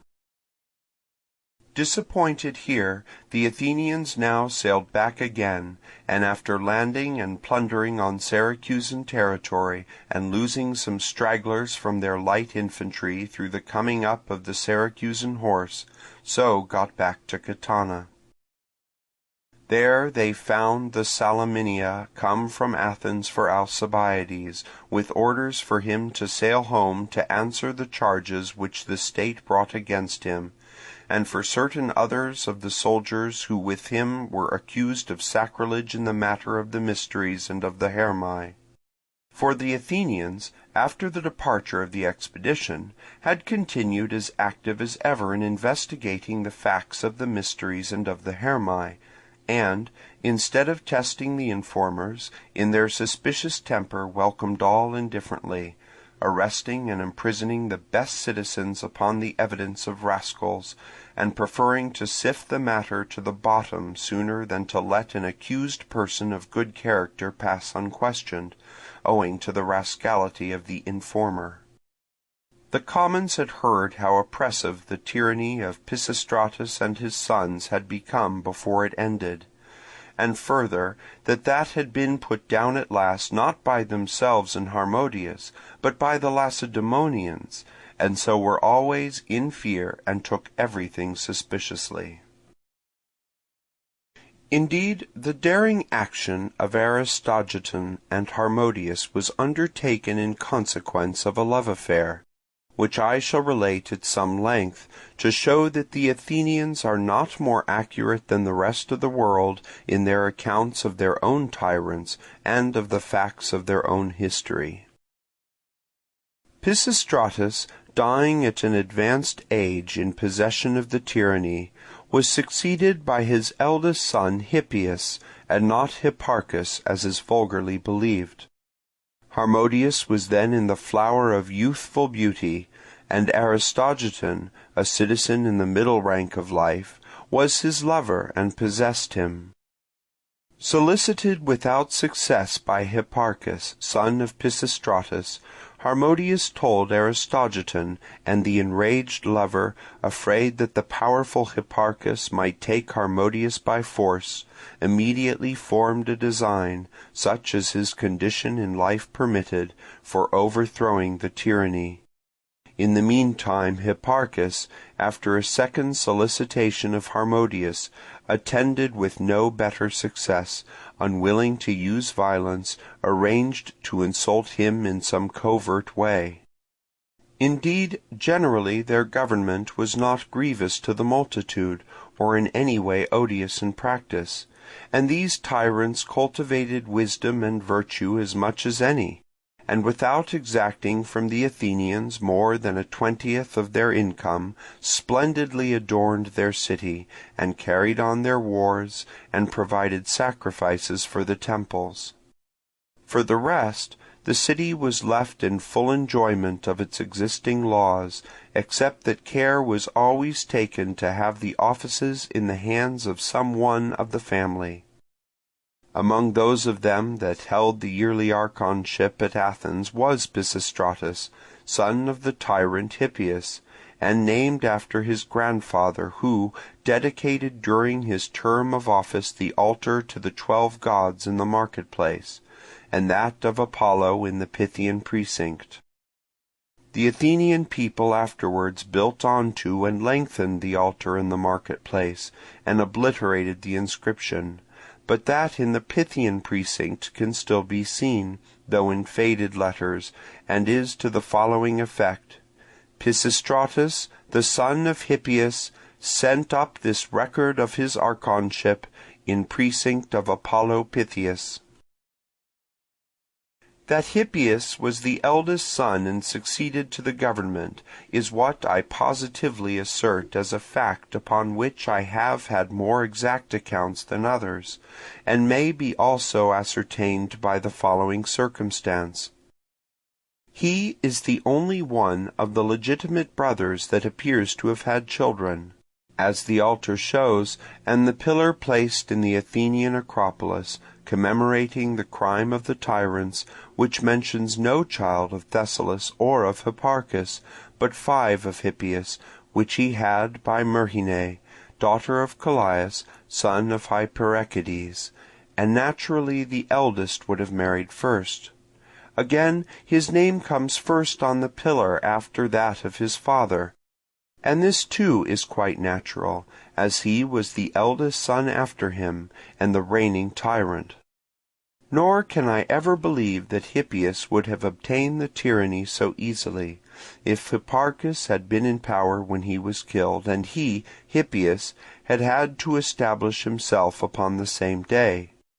But he had no doubt been long accustomed to overawe the citizens, and to be obeyed by his mercenaries, and thus not only conquered, but conquered with ease, without experiencing any of the embarrassment of a younger brother unused to the exercise of authority.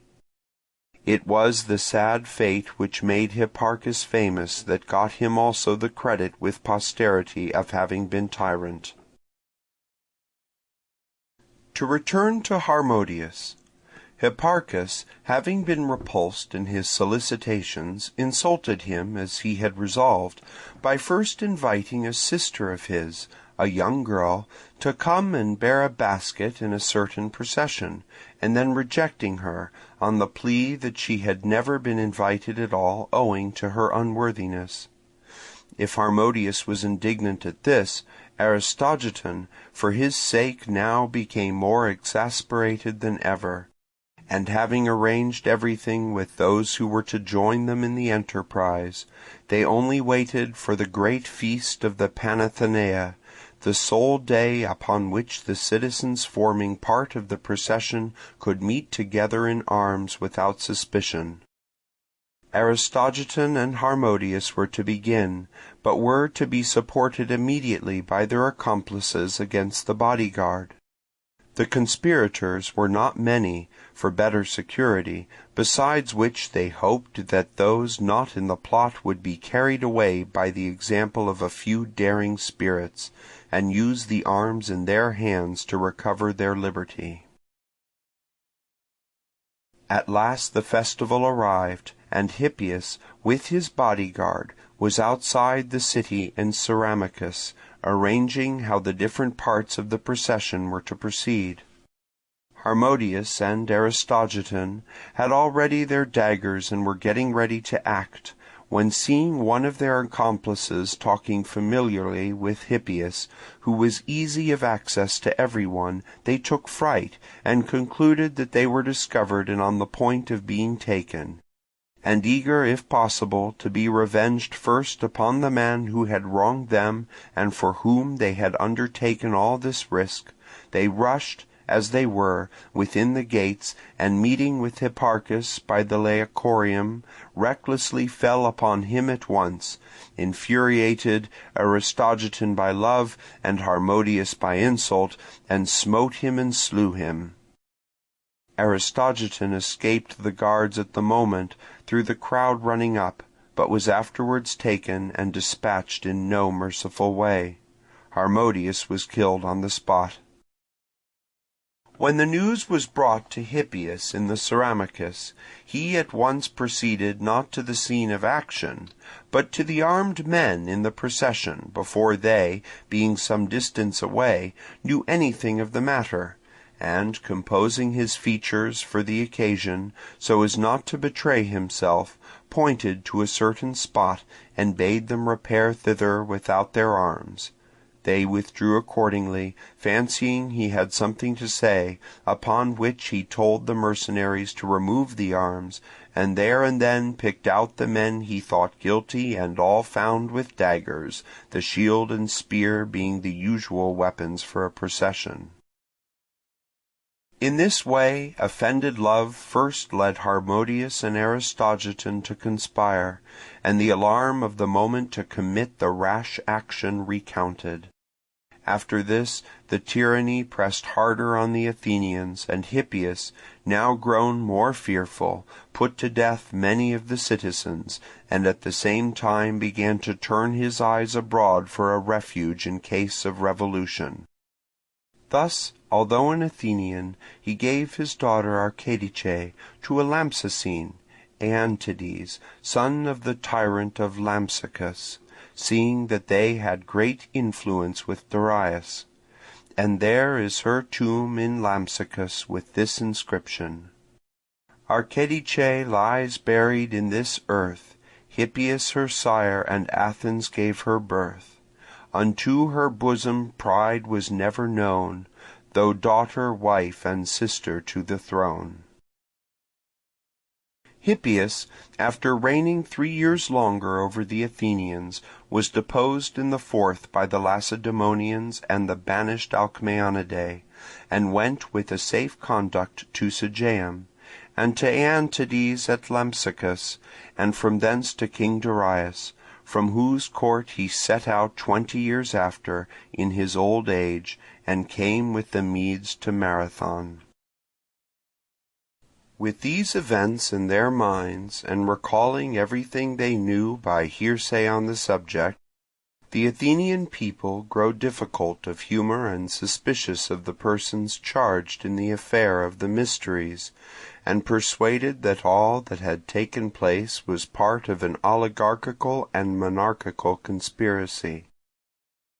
In the state of irritation thus produced, many persons of consideration had already been thrown into prison,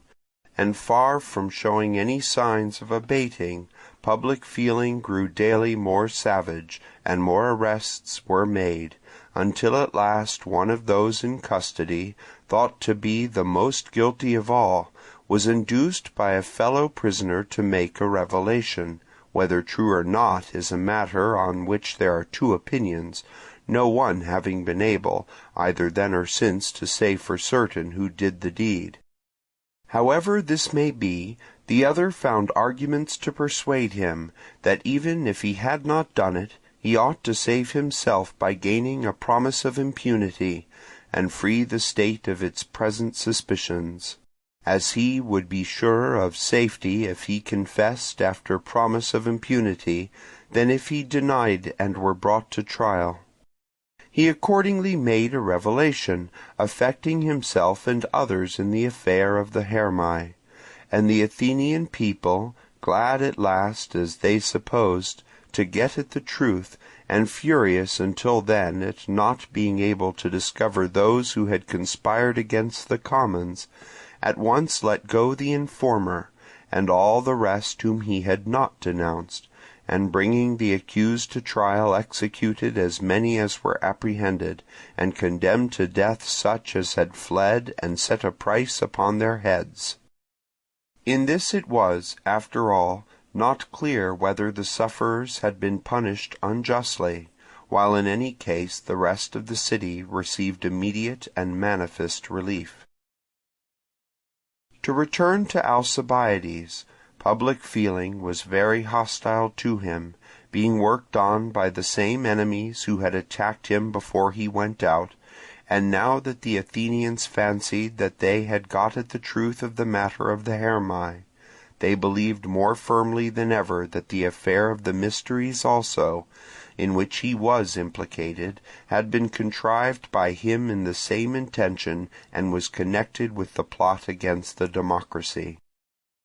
Meanwhile, it so happened that, just at the time of this agitation, a small force of Lacedaemonians had advanced as far as the Isthmus, in pursuance of some scheme with the Boeotians. It was now thought that this had come by appointment, at his instigation, and not on account of the Boeotians, and that, if the citizens had not acted on the information received, and forestalled them by arresting the prisoners, the city would have been betrayed. The citizens went so far as to sleep one night armed in the temple of Theseus within the walls. The friends also of Alcibiades at Argos were just at this time suspected of a design to attack the commons, and the Argive hostages deposited in the islands were given up by the Athenians to the Argive people to be put to death upon that account. In short, everywhere something was found to create suspicion against Alcibiades. It was therefore decided to bring him to trial and execute him, and the Salaminia was sent to Sicily for him, and the others named in the information, with instructions to order him to come and answer the charges against him, but not to arrest him, because they wished to avoid causing any agitation in the army or among the enemy in Sicily, and above all to retain the services of the Mantineans and Argives who, it was thought, had been induced to join by his influence. Alcibiades, with his own ship and his fellow accused, accordingly sailed off with the Salaminia from Sicily, as though to return to Athens, and went with her as far as Thurii, and there they left the ship and disappeared, being afraid to go home for trial with such a prejudice existing against them. The crew of the Salaminia stayed some time looking for Alcibiades and his companions, and at length, as they were nowhere to be found, set sail and departed. Alcibiades, now an outlaw, crossed in a boat not long after from Thurii to Peloponnese, and the Athenians passed sentence of death by default upon him and those in his company. Chapter 20. The 17th and 18th years of the war, the inaction of the Athenian army, Alcibiades at Sparta, and the investment of Syracuse. The Athenian generals left in Sicily now divided the armament into two parts, and, each taking one by lot, sailed with the whole for Selinus and Egesta, wishing to know whether the Egestaeans would give the money, and to look into the question of Selinus, and ascertain the state of the quarrel between her and Egesta. Coasting along Sicily, with the shore on their left, on the side towards the Tyrrhene Gulf, they touched at Himera, the only Hellenic city in that part of the island, and being refused admission resumed their voyage. On their way they took Hycara, a pretty Sicanian seaport, nevertheless at war with Egesta, and making slaves of the inhabitants gave up the town to the Egestaeans, some of whose horse had joined them, after which the army proceeded through the territory of the Sicels until it reached Catana, while the fleet sailed along the coast with the slaves on board. Meanwhile, Nicias sailed straight from Hycara along the coast and went to Egesta, and, after transacting his other business and receiving 30 talents, rejoined the forces. They now sold their slaves for the sum of 120 talents, and sailed round to the Sicel allies to urge them to send troops, and meanwhile went with half their own force to the hostile town of Hybla in the territory of Gela, but did not succeed in taking it. Summer was now over. The winter following, the Athenians at once began to prepare for moving on Syracuse, and the Syracusans on their side for marching against them.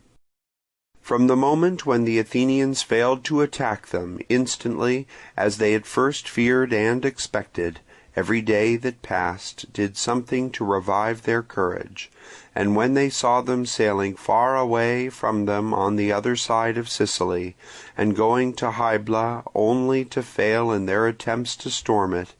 they thought less of them than ever, and called upon their generals, as the multitude is apt to do in its moments of confidence, to lead them to Catana, since the enemy would not come to them. Parties also of the Syracusan horse employed in reconnoitring constantly rode up to the Athenian armament, and among other insults asked them whether they had not really come to settle with the Syracusans in a foreign country rather than to resettle the Leontines in their own. Aware of this, the Athenian generals determined to draw them out in mass as far as possible from the city, and themselves in the meantime to sail by night along shore, and take up at their leisure a convenient position. This they knew they could not so well do if they had to disembark from their ships in front of a force prepared for them, or to go by land openly. The numerous cavalry of the Syracusans, a force which they were themselves without, would then be able to do the greatest mischief to their light troops and the crowd that followed them. But this plan would enable them to take up a position in which the horse could do them no hurt worth speaking of, some Syracusan exiles with the army having told them of the spot near Olympiaeum, which they afterwards occupied. In pursuance of their idea, the generals imagined the following stratagem. They sent to Syracuse a man devoted to them, and by the Syracusan generals thought to be no less in their interest. He was a native of Catana, and said he came from persons in that place whose names the Syracusan generals were acquainted with, and whom they knew to be among the members of their party still left in the city. He told them that the Athenians passed the night in the town, at some distance from their arms, and that if the Syracusans would name a day and come with all their friends at daybreak to attack the armament, they, their friends, would close the gates upon the troops in the city, and set fire to the vessels, while the Syracusans would easily take the camp by an attack upon the stockade. In this they would be aided by many of the Catanians, who were already prepared to act, and from whom he himself came. The generals of the Syracusans, who did not want confidence, and who had intended even without this to march on Catana, believed the man without any sufficient inquiry, fixed at once a day upon which they would be there, and dismissed him, and the Selinuntines and others of their allies having now arrived, gave orders for all the Syracusans to march out in mass. Their preparations completed, and the time fixed for their arrival being at hand, they set out for Catana, and passed the night upon the river Symaethus in the Leontine territory. Meanwhile, the Athenians no sooner knew of their approach than they took all their forces and such of the Sicels or others as had joined them, put them on board their ships and boats, and sailed by night to Syracuse. Thus, when morning broke, the Athenians were landing opposite the Olympieum, ready to seize their camping ground, and the Syracusan horse, having ridden up first to Catana, and found that all the armament had put to sea, turned back and told the infantry, and then all turned back together, and went to the relief of the city. In the meantime, as the march before the Syracusans was a long one, the Athenians quietly sat down their army in a convenient position, where they could begin an engagement when they pleased, and where the Syracusan cavalry would have least opportunity of annoying them, either before or during the action, being fenced off on one side by walls, houses, trees, and by a marsh, and on the other by cliffs. They also felled the neighbouring trees and carried them down to the sea, and formed a palisade alongside of their ships, and with stones which they picked up and wood, hastily raised a fort at Dascon, the most vulnerable point of their position, and broke down the bridge over the Anapus. These preparations were allowed to go on without any interruption from the city, the first hostile force to appear being the Syracusan cavalry, followed afterwards by all the foot together. At first they came close up to the Athenian army, and then, finding that they did not offer to engage, crossed the Helorine road and encamped for the night. The next day the Athenians and their allies prepared for the battle, their dispositions being as follows. Their right wing was occupied by the Argives and Mantineans, the centre by the Athenians, and the rest of the field by the other allies. Half their army was drawn up 8 deep in advance, half close to their tents in a hollow square, formed also 8 deep, which had orders to look out and be ready to go to the support of the troops hardest pressed. The camp followers were placed inside this reserve.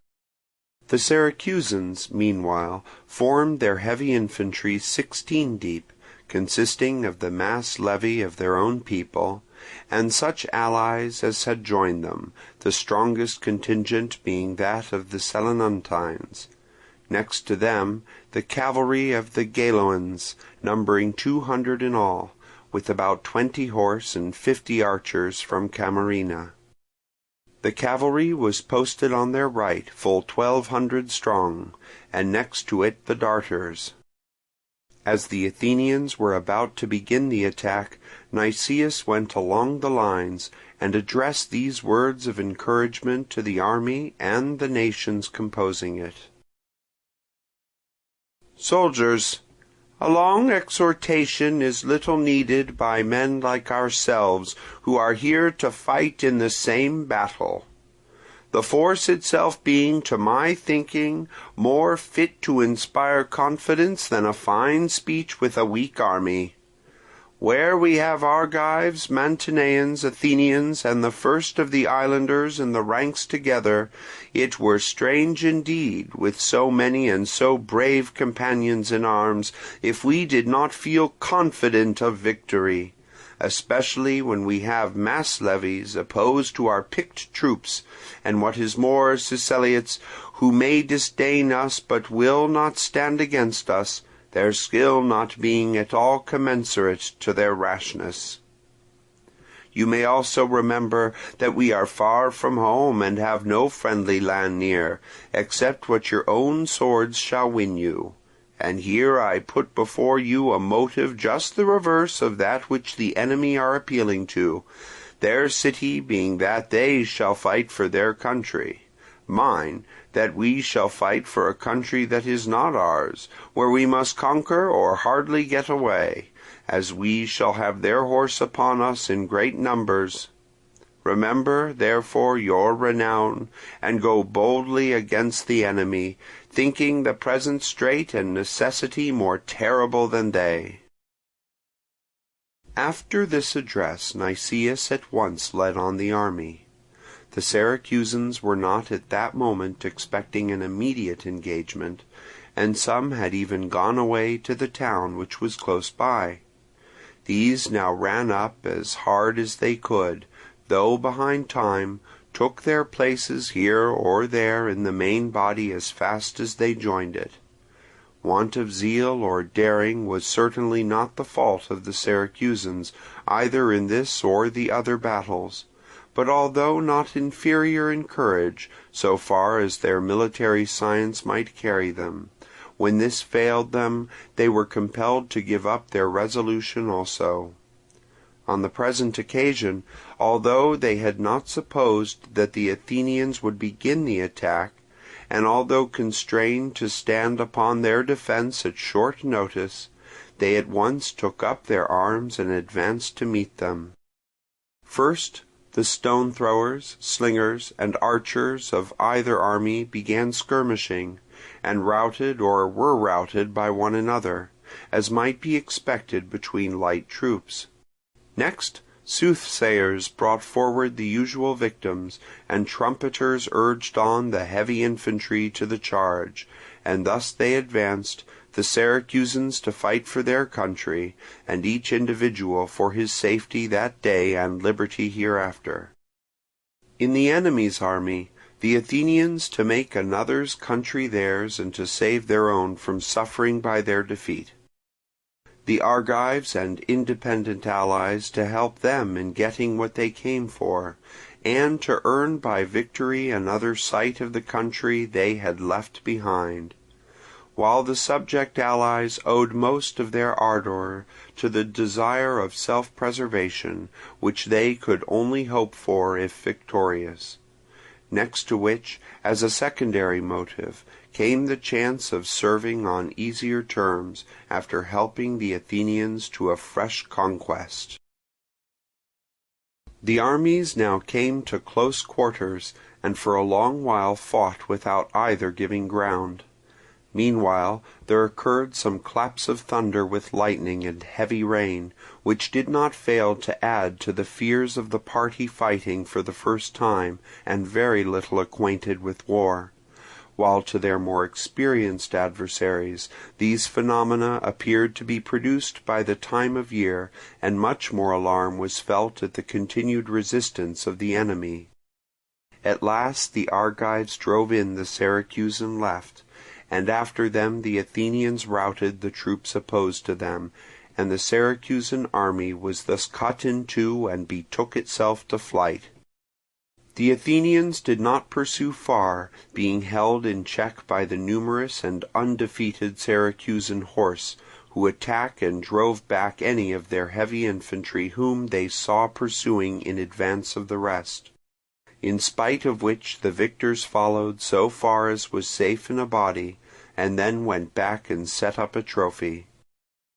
Meanwhile, the Syracusans rallied at the Helorine road, where they reformed as well as they could under the circumstances, and even sent a garrison of their own citizens to the Olympieum, fearing that the Athenians might lay hands on some of the treasures there.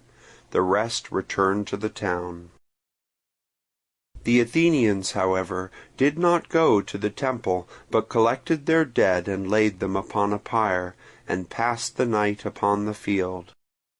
The next day they gave the enemy back their dead under truce, to the number of about 260 Syracusans and allies, and gathered together the bones of their own, some 50 Athenians and allies, and taking the spoils of the enemy, sailed back to Catana.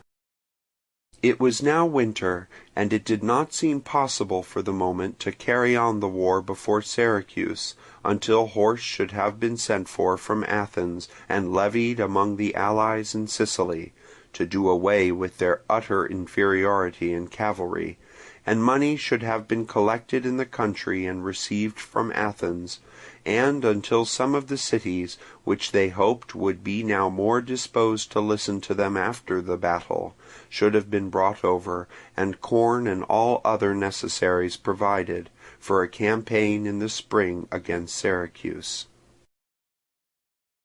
With this intention they sailed off to Naxos and Catana for the winter.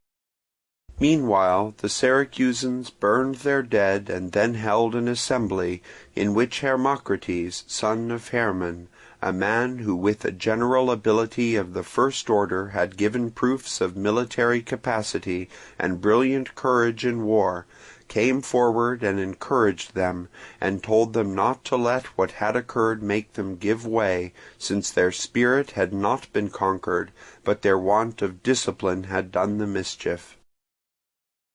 Still they had not been beaten by so much as might have been expected, especially as they were, one might say, novices in the art of war, an army of artisans opposed to the most practised soldiers in Hellas.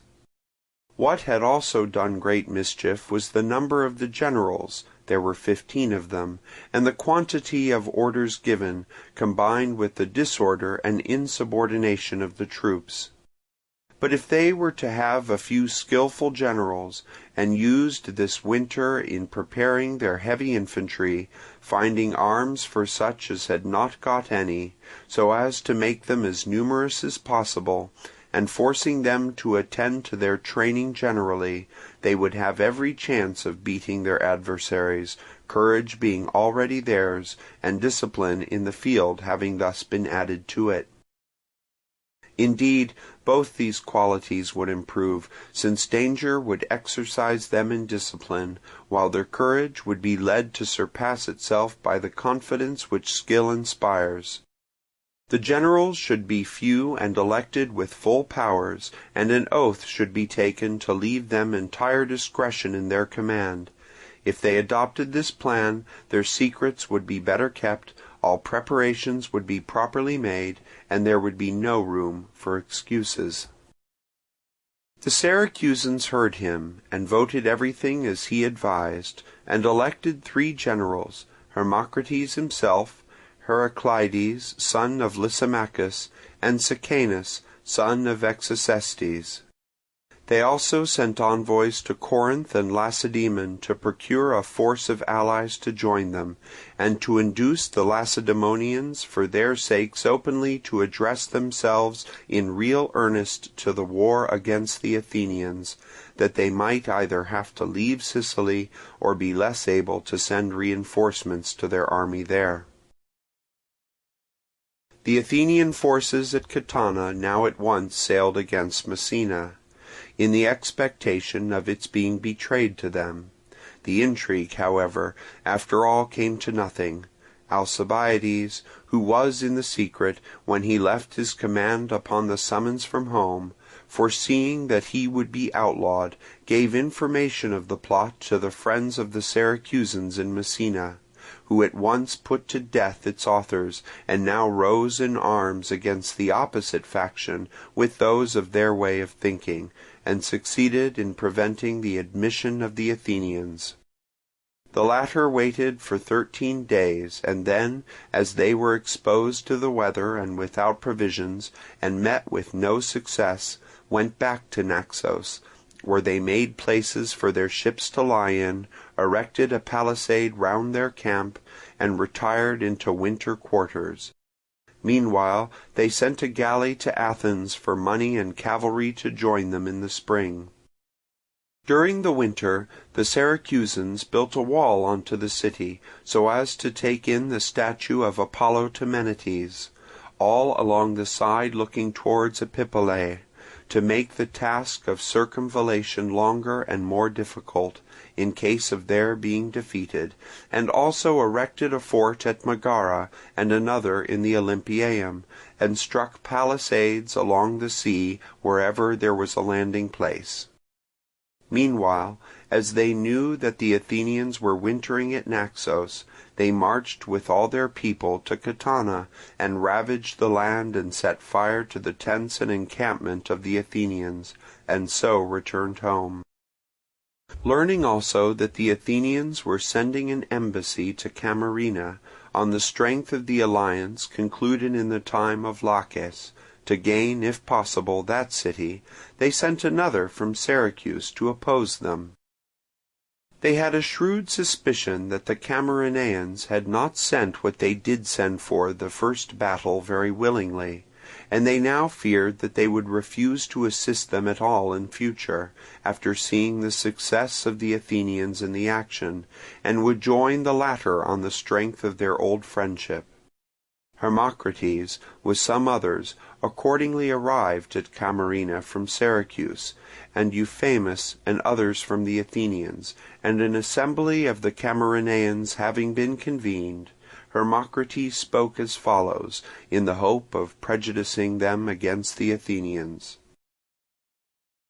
Camarinaeans, we did not come on this embassy because we were afraid of your being frightened by the actual forces of the Athenians, but rather of your being gained by what they would say to you before you heard anything from us. They are come to Sicily with the pretext that you know, and the intention which we all suspect, in my opinion less to restore the Leontines to their homes, than to oust us from ours. As it is out of all reason that they should restore in Sicily the cities that they lay waste in Hellas, or should cherish the Leontine Chalcidians because of their Ionian blood, and keep in servitude the Euboean Chalcidians, of whom the Leontines are a colony. No, but the same policy which has proved so successful in Hellas is now being tried in Sicily. After being chosen as the leaders of the Ionians and of the other allies of Athenian origin, to punish the Mede, the Athenians accuse some of failure in military service, some of the fighting against each other, and others, as the case might be, upon any colourable pretext that could be found, until they thus subdued them all. In fine, in the struggle against the Medes, the Athenians did not fight for the liberty of the Hellenes, or the Hellenes for their own liberty, but the former to make their countrymen serve them instead of him, the latter to change one master for another, wiser indeed than the first, but wiser for evil. But we are not now come to declare to an audience familiar with them the misdeeds of a state so open to accusation as is the Athenian, but much rather to blame ourselves, who, with the warnings we possess in the Hellenes in those parts that have been enslaved through not supporting each other, and seeing the same sophisms being now tried upon ourselves, such as restorations of Leontine kinsfolk and support of Aegistean allies, do not stand together and resolutely show them that there are no Ionians or Hellespontines or islanders who change continually, but always serve a master, sometimes the Mede and sometimes some other, but free Dorians from independent Peloponnese dwelling in Sicily. Or Are we waiting until we be taken in detail, one city after another, knowing as we do that in no other way can we be conquered, and seeing that they turn to this plan so as to divide some of us by words, to draw some by the bait of an alliance into open war with each other, and to ruin others by such flattery as different circumstances may render acceptable? And do we fancy, when destruction first overtakes a distant fellow countryman, that the danger will not come to each of us also, or that he who suffers before us will suffer in himself alone?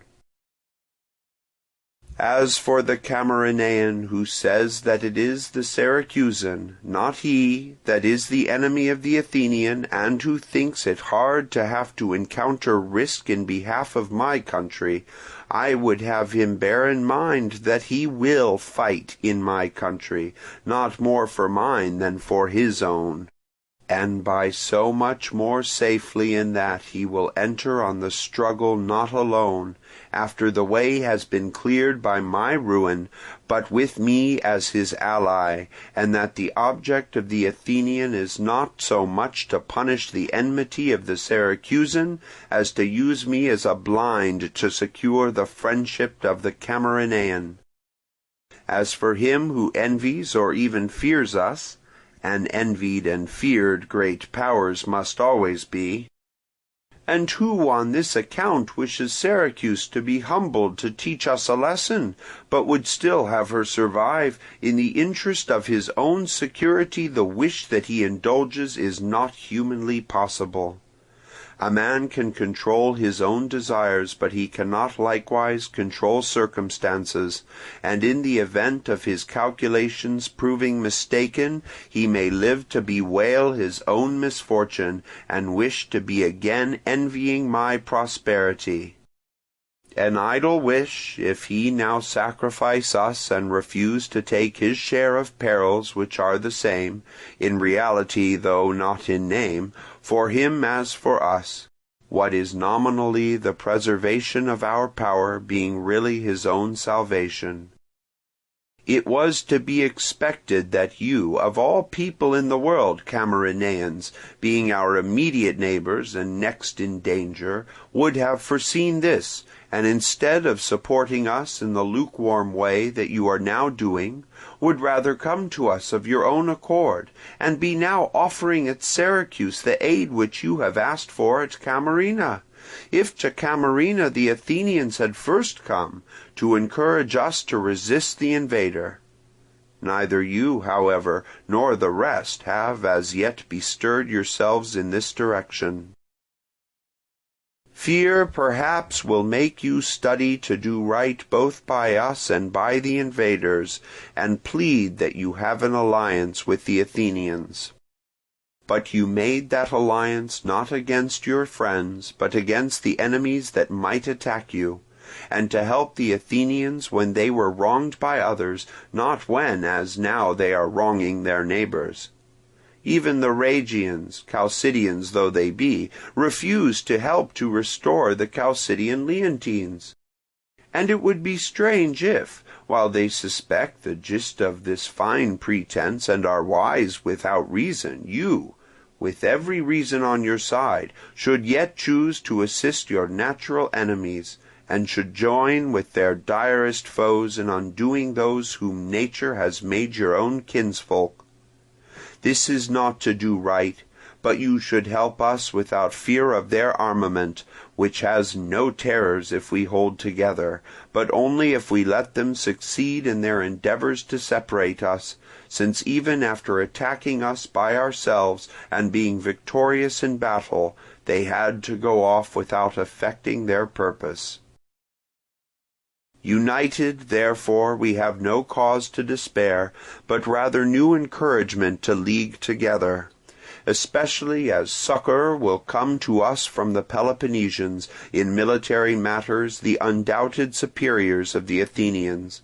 And you need not think that your prudent policy of taking sides with neither, because allies of both, is either safe for you or fair to us. Practically, it is not as fair as it pretends to be, If the vanquished be defeated, and the victor conquer, through your refusing to join, what is the effect of your abstention, but to leave the former to perish unaided, and to allow the latter to offend unhindered?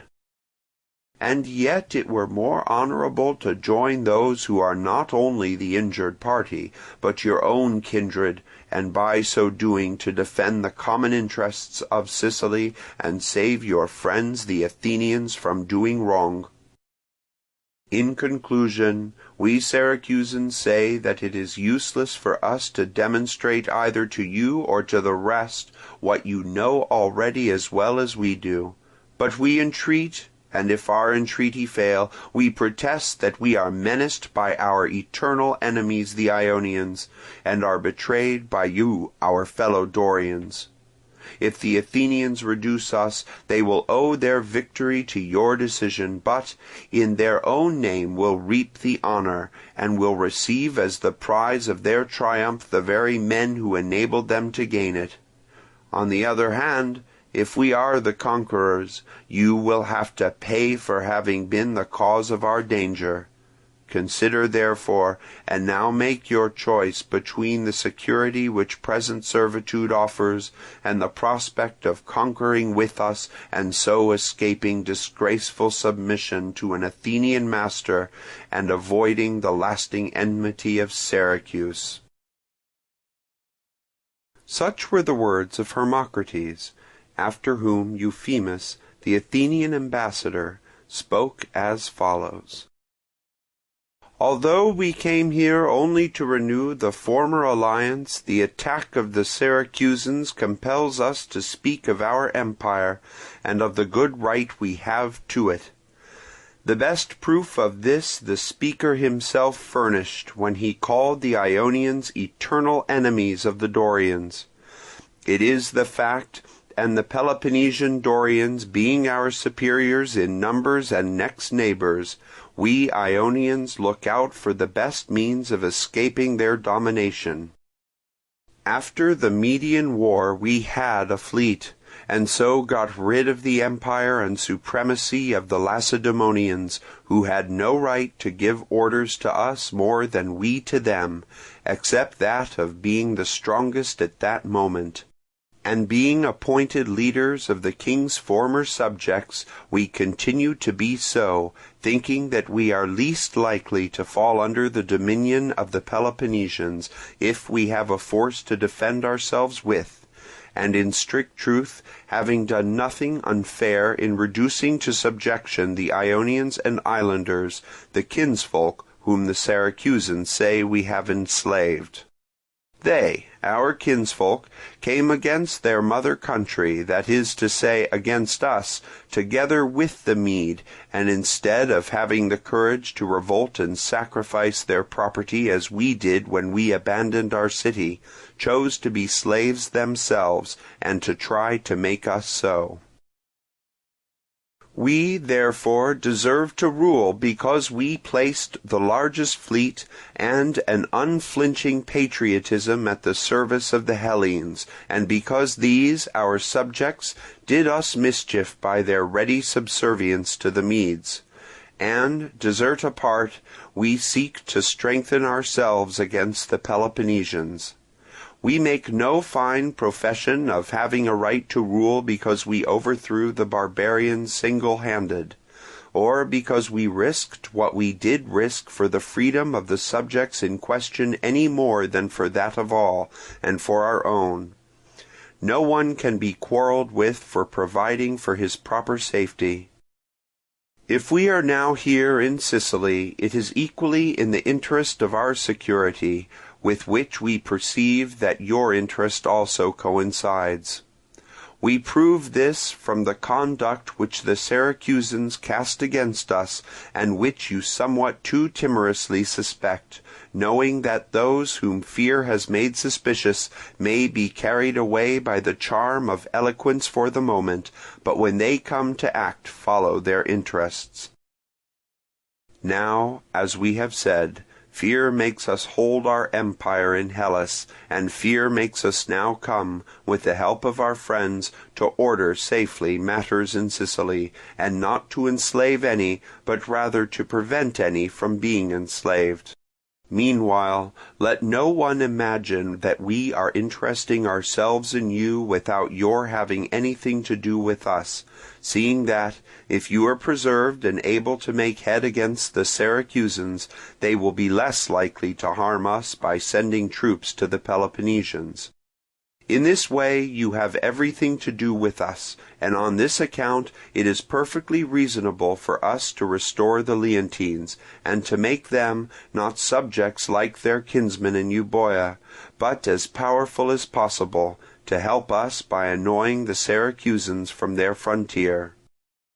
In Hellas we are alone a match for our enemies, and as for the assertion that it is out of all reason that we should free the Sicilian, while we enslave the Chalcidian, the fact is that the latter is useful to us by being without arms and contributing money only, while the former, the Leontines and our other friends, cannot be too independent. Besides, for tyrants and imperial cities nothing is unreasonable if expedient, no one a kinsman unless sure, but friendship or enmity is everywhere an affair of time and circumstance. Here, in Sicily, our interest is not to weaken our friends, but by means of their strength to cripple our enemies. Why doubt this? In Hellas we treat our allies as we find them useful. The Chians and Methymnians govern themselves and furnish ships. Most of the rest have harder terms and pay tribute in money, while others, although islanders and easy for us to take, are free altogether, because they occupy convenient positions round Peloponnese.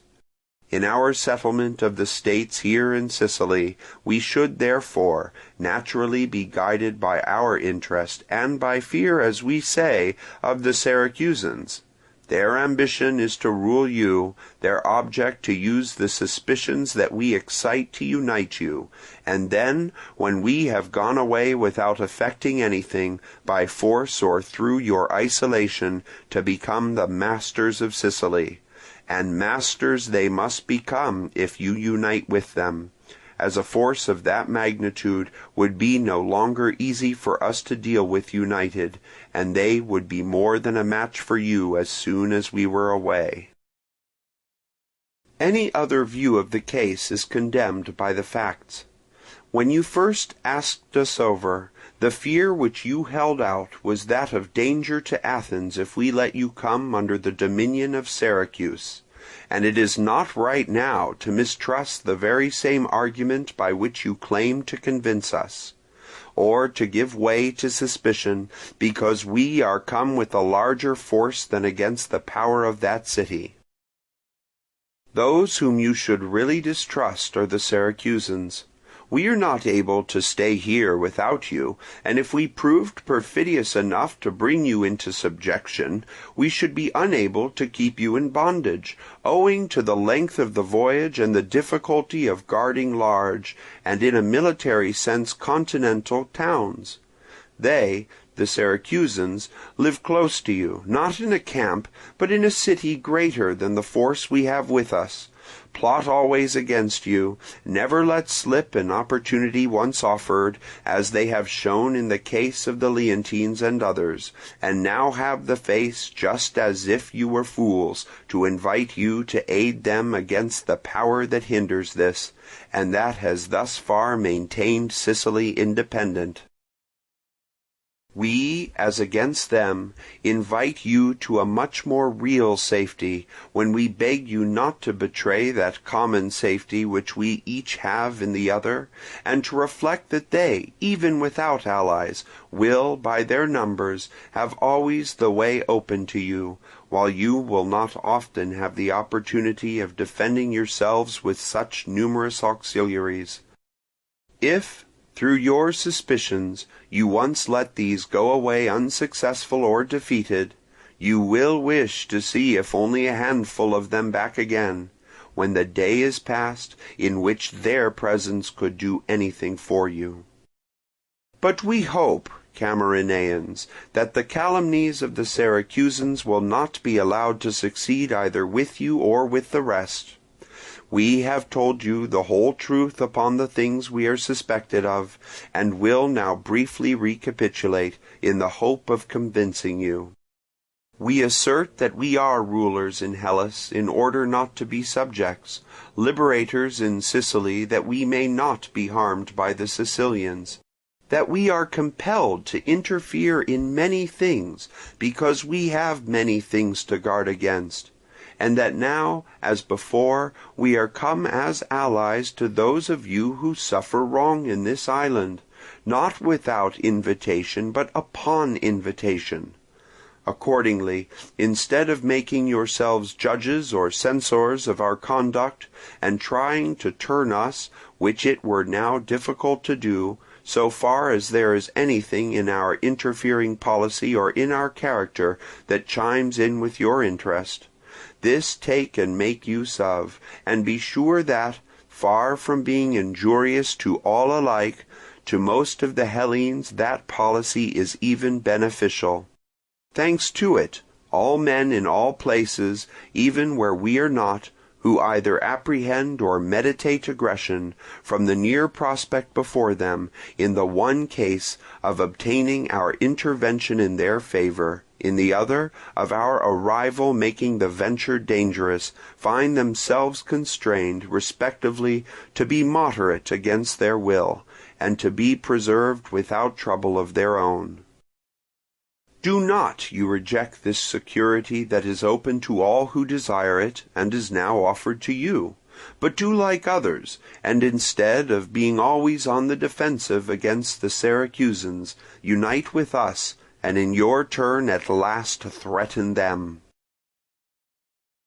Such were the words of Euphemus. What the Camarinaeans felt was this: sympathizing with the Athenians, except in so far as they might be afraid of their subjugating Sicily, they had always been at enmity with their neighbour Syracuse. From the very fact, however, that they were their neighbours, they feared the Syracusans most of the two, and being apprehensive of their conquering even without them, both sent them in the first instance the few horsemen mentioned, and for the future determined to support them most in fact, although as sparingly as possible. But for the moment, in order not to seem to slight the Athenians, especially as they had been successful in the engagement, to answer both alike. Agreeably to this resolution they answered that as both the contending parties happened to be allies of theirs, they thought it most consistent with their oaths at present to side with neither, with which answer the ambassadors of either party departed. In the meantime, while Syracuse pursued her preparations for war, the Athenians were encamped at Naxos, and tried by negotiation to gain as many of the Sicels as possible. Those more in the lowlands and subjects of Syracuse mostly held aloof,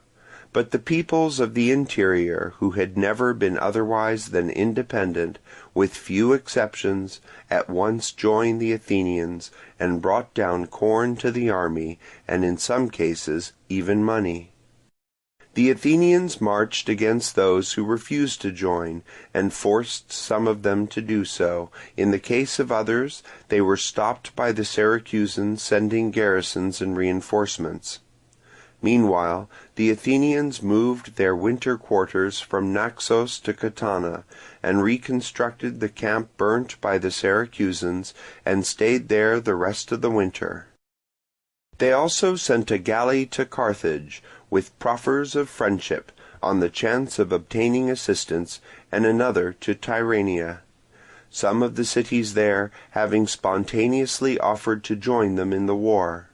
They also sent round to the Sicels and to Egesta, desiring them to send as many horses as possible, and meanwhile prepared bricks, iron, and all other things necessary for the work of circumvallation, intending by the spring to begin hostilities. In the meantime, the Syracusan envoys dispatched to Corinth and Lacedaemon tried as they passed along the coast to persuade the Italiots to interfere with the proceedings of the Athenians, which threatened Italy quite as much as Syracuse, and, having arrived at Corinth, made a speech calling on the Corinthians to assist them on the ground of their common origin. The Corinthians voted at once to aid them heart and soul themselves, and then sent on envoys with them to Lacedaemon, to help them to persuade her also to prosecute the war with the Athenians more openly at home, and to send succours to Sicily. The envoys from Corinth, having reached Lacedaemon, found there Alcibiades with his fellow refugees, who had at once crossed over in a trading vessel from Thurii, first to Cyllene in Elis, and afterwards from thence to Lacedaemon. Upon the Lacedaemonians' own invitation, after first obtaining a safe conduct, as he feared them for the part he had taken in the affair of Mantinea. The result was that the Corinthians, Syracusans, and Alcibiades, pressing all the same request in the assembly of the Lacedaemonians, succeeded in persuading them. But as the ephors and the authorities, although resolved to send envoys to Syracuse to prevent their surrendering to the Athenians, showed no disposition to send them any assistance, Alcibiades now came forward, and inflamed and stirred the Lacedaemonians by speaking as follows. I am forced first to speak to you of the prejudice with which I am regarded, in order that suspicion may not make you disinclined to listen to me upon public matters. The connection with you as your proxeni, which the ancestors of our family by reason of some discontent renounced, I personally tried to renew by my good offices towards you, in particular upon the occasion of the disaster at Pylos. But although I maintain this friendly attitude, you yet chose to negotiate the peace with the Athenians through my enemies, and thus to strengthen them and to discredit me. You had therefore no right to complain if I turned to the Mantineans and the Argives, and seized other occasions of thwarting and injuring you. And the time has now come when those among you, who in the bitterness of the moment may have been then unfairly angry with me, should look at the matter in its true light, and take a different view. Those again who judged me unfavourably, because I leaned rather to the side of the commons, must not think that their dislike is any better founded. We have always been hostile to tyrants, and all who oppose arbitrary power are called commons. Hence, we continued to act as leaders of the multitude, besides which, as democracy was the government of the city, it was necessary in most things to conform to established conditions. However, we endeavoured to be more moderate than the licentious temper of the times, and while there were others formerly as now, who tried to lead the multitude astray, the same who banished me, our party was that of the whole people, our creed being to do our part in preserving the form of government under which the city enjoyed the utmost greatness and freedom, and which we had found existing. As for democracy, the men of sense among us knew what it was, and I perhaps as well as any, as I have the more cause to complain of it. But there is nothing new to be said of the patent absurdity. Meanwhile, we did not think it safe to alter it under the pressure of your hostility. So much then for the prejudices with which I am regarded. I now can call your attention to the questions you must consider, and upon which superior knowledge perhaps permits me to speak. We sailed to Sicily first to conquer, if possible, the Siceliots, and after them the Italiots also, and finally to assail the empire and city of Carthage. In the event of all or most of these schemes succeeding, we were then to attack Peloponnese, bringing with us the entire force of the Hellenes lately acquired in those parts, and taking a number of barbarians into our pay, such as the Iberians and others in those countries, confessedly the most warlike known, and building numerous galleys in addition to those which we had already, timber being plentiful in Italy, and with this fleet blockading Peloponnese from the sea and assailing it with our armies by land, taking some of the cities by storm, drawing works of circumvallation round others, we hoped without difficulty to effect its reduction, and after this to rule the whole of the Hellenic name.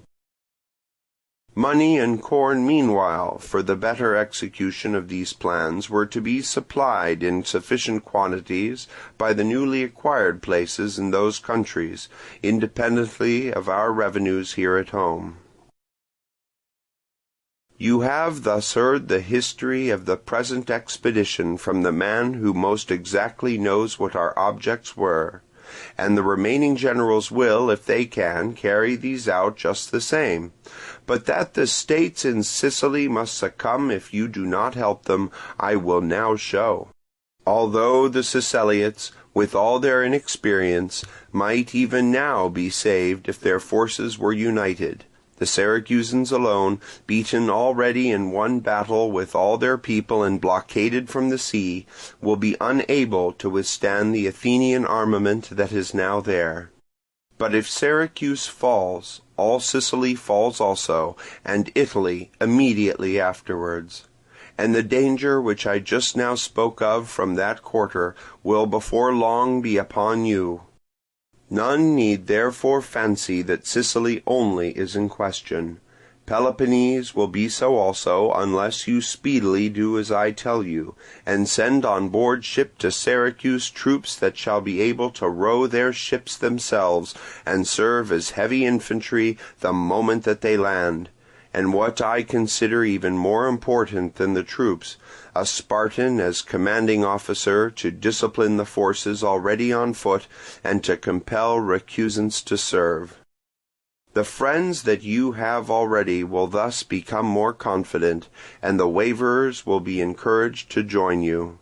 Meanwhile, you must carry on the war here more openly, that the Syracusans, seeing that you do not forget them, may put heart into their resistance, and that the Athenians may be less able to reinforce their armament. You must fortify Decelea in Attica, the blow of which the Athenians are always most afraid, and the only one that they think they have not experienced in the present war. The surest method of harming an enemy being to find out what he fears most, and to choose this means of attacking him, since every one naturally knows best his own weak points and fears accordingly. The fortification in question, while it benefits you, will create difficulties for your adversaries, of which I shall pass over many, and shall only mention the chief.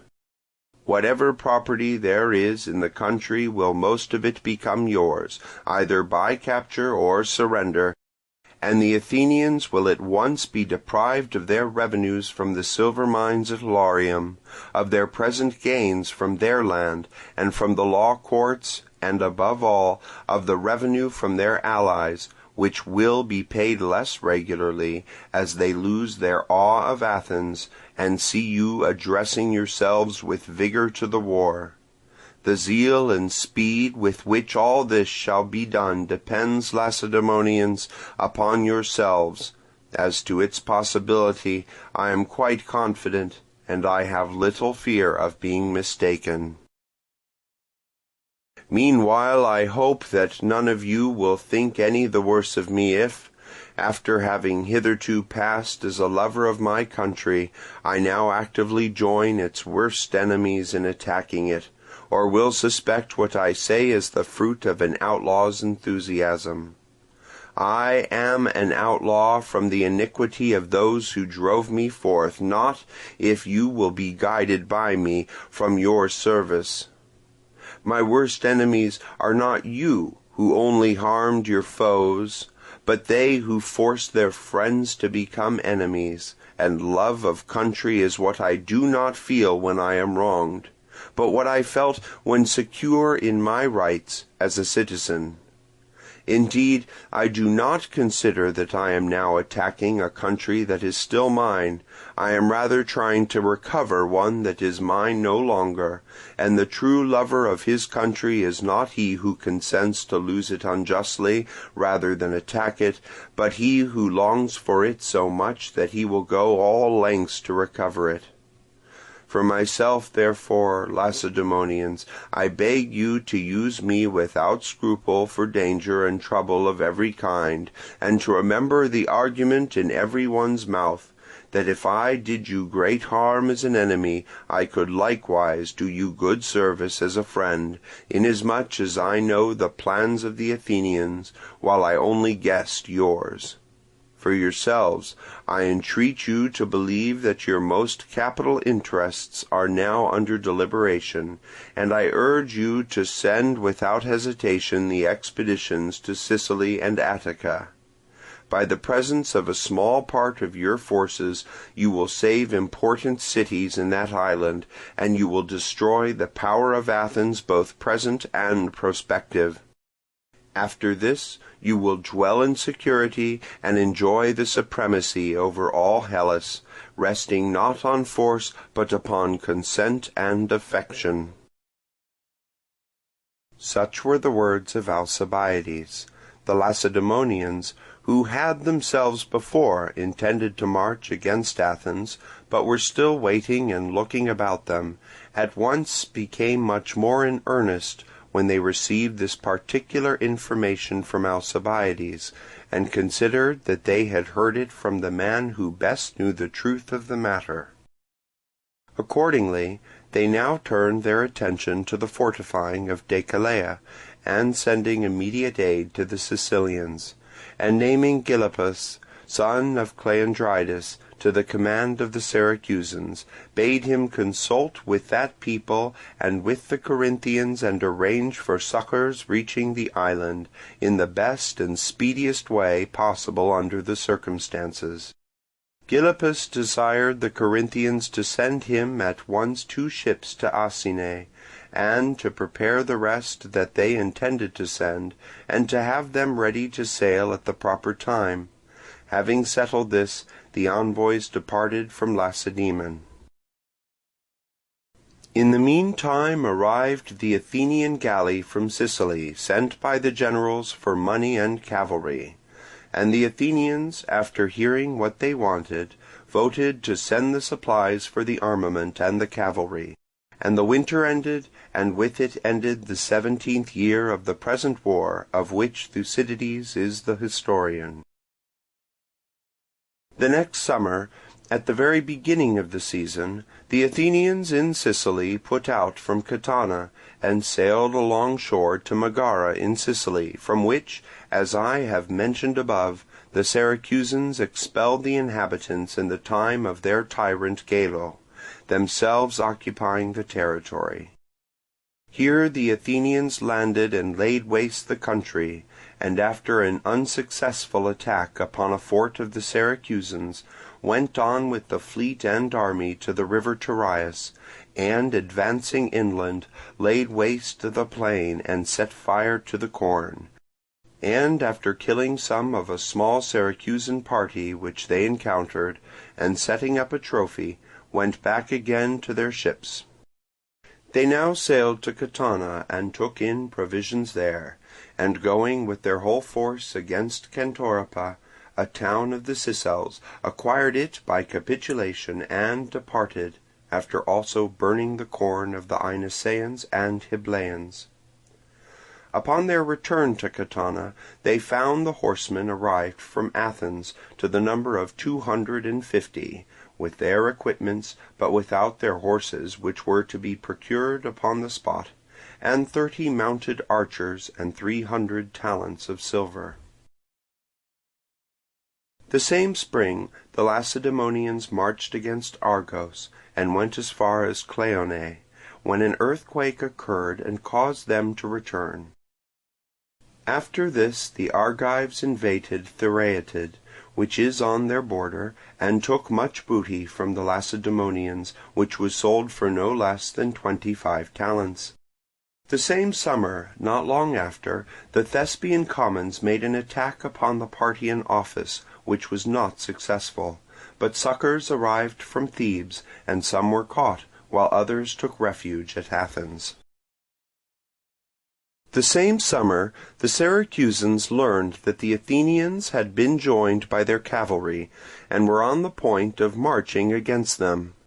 And seeing that without becoming masters of Epipolae, a precipitous spot situated exactly over the town, the Athenians could not, even if victorious in battle, easily invest them, they determined to guard its approaches, in order that the enemy might not ascend unobserved by this, the sole way by which ascent was possible, as the remainder is lofty ground, and falls right down to the city, and can all be seen from inside, and as it lies above the rest the place is called by the Syracusans Epipolae, or Overtown. They accordingly went out in mass at daybreak into the meadow along the river Anapus. Their new generals, Hermocrates and his colleagues, having just come into office, and held a review of their heavy infantry, from whom they first selected a picked body of 600, under the command of Diomilus, an exile from Andros, to guard Epipolae, and to be ready to muster at a moment's notice to help wherever help should be required. Meanwhile the Athenians, the very same morning, were holding a review, having already made land unobserved, with all the armament from Catana, opposite a place called Leon, not much more than half a mile from Epipolae, where they disembarked their army, bringing the fleet to anchor at Thapsus, a peninsula running out into the sea, with a narrow isthmus, and not far from the city of Syracuse either by land or water. While the naval force of the Athenians threw a stockade across the isthmus and remained quiet at Thapsus, the land army went on at a run to Epipolae, and succeeded in getting up by Euryalus before the Syracusans perceived them, or could come up from the meadow and the review. Diomilus, with his 600 and the rest, advanced as quickly as they could, but they had nearly 3 miles to go from the meadow before reaching them. Attacking in this way, in considerable disorder, the Syracusans were defeated in battle at Epipolae, and retired to the town, with a loss of about 300 killed, and Diomilus among the number. After this the Athenians set up a trophy, and restored to the Syracusans their dead under truce, and next day descended to Syracuse itself, and no one coming out to meet them, reascended and built a fort at Labdalum, upon the edge of the cliffs of Epipolae, looking towards Megara, to serve as a magazine for their baggage and money, whenever they advanced to battle or to work at the lines. Not long after 300 cavalry came to them from Egesta, and about 100 from the Sicels, Naxians, and others. And thus, with the 250 from Athens, for whom they had got horses from the Egestaeans and Catanians, besides others that they had brought, they now mustered 650 cavalry in all. After posting a garrison in Labdalum, they advanced to Syca, where they sat down and quickly built the circle or centre of their wall of circumvallation. The Syracusans, appalled at the rapidity with which the work advanced, determined to go out against them and give battle or interrupt it, and the two armies were already in battle array when the Syracusan generals observed that their troops found such difficulty in getting into line, and were in such disorder, that they led them back into the town, except part of the cavalry. These remained and hindered the Athenians from carrying stones or dispersing to any great distance, until a tribe of the Athenian heavy infantry, with all the cavalry, charged and routed the Syracusan horse with some loss, after which they set up a trophy for the cavalry action. The next day the Athenians began building the wall to the north of the circle, at the same time collecting stone and timber, which they kept laying down towards Trogylus along the shortest line for their works from the great harbour to the sea; while the Syracusans, guided by their generals and above all by Hermocrates, instead of risking any more general engagements, determined to build a counterwork in the direction in which the Athenians were going to carry their wall. If this could be completed in time, the enemy's lines would be cut, and meanwhile, if he were to attempt to interrupt them by an attack, they would send a part of their forces against him, and would secure the approaches beforehand with their stockade, while the Athenians would have to leave off working with their whole force in order to attend to them. They accordingly sallied forth and began to build, starting from their city, running a cross-wall below the Athenian circle, cutting down the olives and erecting wooden towers. As the Athenian fleet had not yet sailed round into the great harbour, the Syracusans still commanded the sea-coast, and the Athenians brought their provisions by land from Thapsus. The Syracusans now thought the stockades and stoneworks of their counterwalls sufficiently far advanced, and as the Athenians, afraid of being divided and so fighting at a disadvantage, and intent upon their own wall, did not come out to interrupt them, they left one tribe to guard the new work and went back into the city. Meanwhile the Athenians destroyed their pipes of drinking water carried underground into the city, and watching until the rest of the Syracusans were in their tents at midday, and some even gone away into the city, and those in the stockade keeping but indifferent guard, appointed 300 picked men of their own, and some men picked from the light troops and armed for the purpose, to run suddenly as fast as they could to the counterwork, while the rest of the army advanced in 2 divisions, the one with one of the generals to the city in case of a sortie, and the other with the other general to the stockade by the postern gate. The 300 attacked and took the stockade, abandoned by its garrison, who took refuge in the outworks round the statue of Apollo Temenites. Here the pursuers burst in with them, and after getting in were beaten out by the Syracusans, and some few of the Argives and Athenians slain, after which the whole army retired, and having demolished the counterwork and pulled up the stockade, carried away the stakes to their own lines, and set up a trophy. The next day the Athenians from the circle proceeded to fortify the cliff above the marsh, which on this side of Epipolae looks towards the great harbour,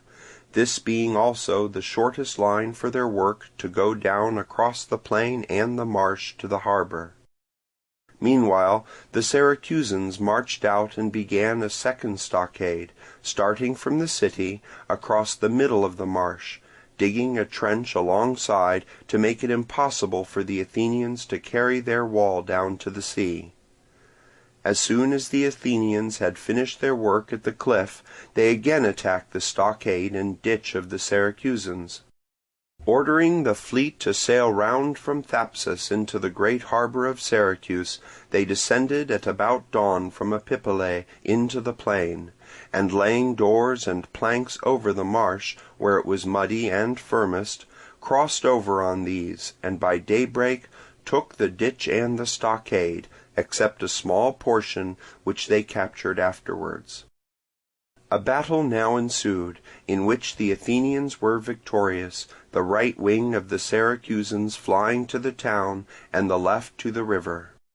The 300 picked Athenians, wishing to cut off their passage, pressed on at a run to the bridge, when the alarmed Syracusans, who had with them most of their cavalry, closed and routed them, hurling them back upon the Athenian right wing, the first tribe of which was thrown into a panic by the shock. Seeing this, Lamachus came to their aid from the Athenian left with a few archers and with the Argives, and, crossing a ditch, was left alone with a few that had crossed with him, and was killed with 5 or 6 of his men.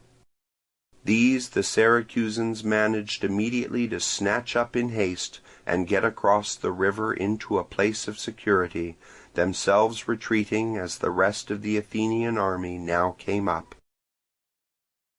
Meanwhile, those who had first fled for refuge to the city, seeing the turn affairs were taking, now rallied from the town and formed against the Athenians in front of them, sending also a part of their number to the circle on Epipolae, which they hoped to take while denuded of its defenders. These took and destroyed the Athenian outwork of 1,000 feet, the circle itself being saved by Nicias, who happened to have been left in it through illness, and who now ordered the servants to set fire to the engines and timber thrown down before the wall, want of men, as he was aware, rendering all other means of escape impossible. This step was justified by the result, the Syracusans not coming any further on account of the fire, but retreating. Meanwhile the succours were coming up from the Athenians below, who had put to flight the troops opposed to them, and the fleet also, according to orders, and sailing from Thapsus into the great harbour. Seeing this, the troops on the heights retired in haste, and the whole army of the Syracusans re-entered the city, thinking that, with their present force, they would no longer be able to hinder the wall reaching the sea. After this the Athenians set up a trophy, and restored to the Syracusans their dead under truce, receiving in return Lamachus and those who had fallen with him. The whole of their forces, naval and military, being now with them, they began from Epipolae and the cliffs, and enclosed the Syracusans with a double wall down to the sea. Provisions were now brought in for the armament from all parts of Italy, and many of the Sicels, who had hitherto been looking to see how things went, came as allies to the Athenians. There also arrived 3 ships of 50 oars from Tyrrhenia. Meanwhile everything else progressed favourably for their hopes. The Syracusans began to despair of finding safety in arms, no relief having reached them from Peloponnese, and were now proposing terms of capitulation among themselves and to Nicias, who after the death of Lamachus was left sole commander. No decision was come to, but, as was natural with men in difficulties and besieged more straitly than before, there was much discussion with Nicias and still more in the town. Their present misfortunes had also made them suspicious of one another, and the blame of their disasters was thrown upon the ill fortune or treachery of the generals under whose command they had happened, and these were deposed, and others, Heraclides, Eucles, and Teleus, elected in their stead. Meanwhile the Lacedaemonian Gylippus, and the ships from Corinth, were now off Leucas, intent upon going with all haste to the relief of Sicily. The reports that reached them being of an alarming kind, and all agreeing in the falsehood that Syracuse was already completely invested, Gylippus abandoned all hope of Sicily, and, wishing to save Italy, rapidly crossed the Ionian Sea to Tarentum with the Corinthian, Python, 2 Laconian, and 2 Corinthian vessels, leaving the Corinthians to follow him after manning, in addition to their own 10, 2 Leucadian and 2 Ambraciot ships.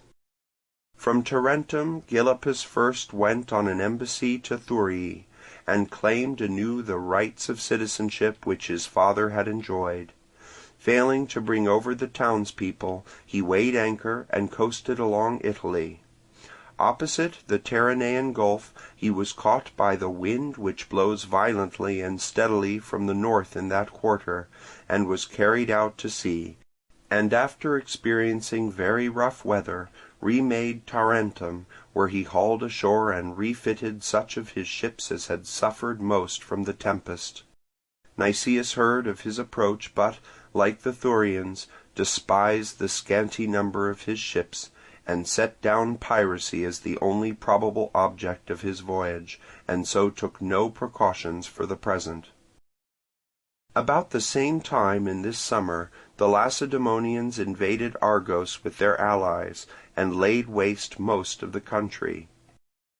The Athenians went with 30 ships to the relief of the Argives, thus breaking their treaty with the Lacedaemonians in the most overt manner.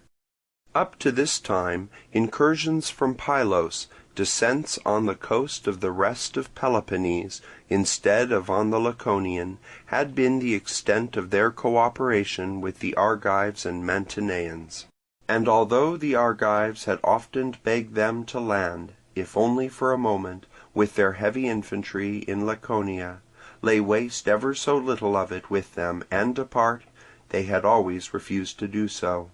Now, however, under the command of Phytodorus, Laespodius, and Demaratus, they landed at Epidaurus Limera, Praesiae, and other places, and plundered the country, and thus furnished the Lacedaemonians with a better pretext for hostilities against Athens.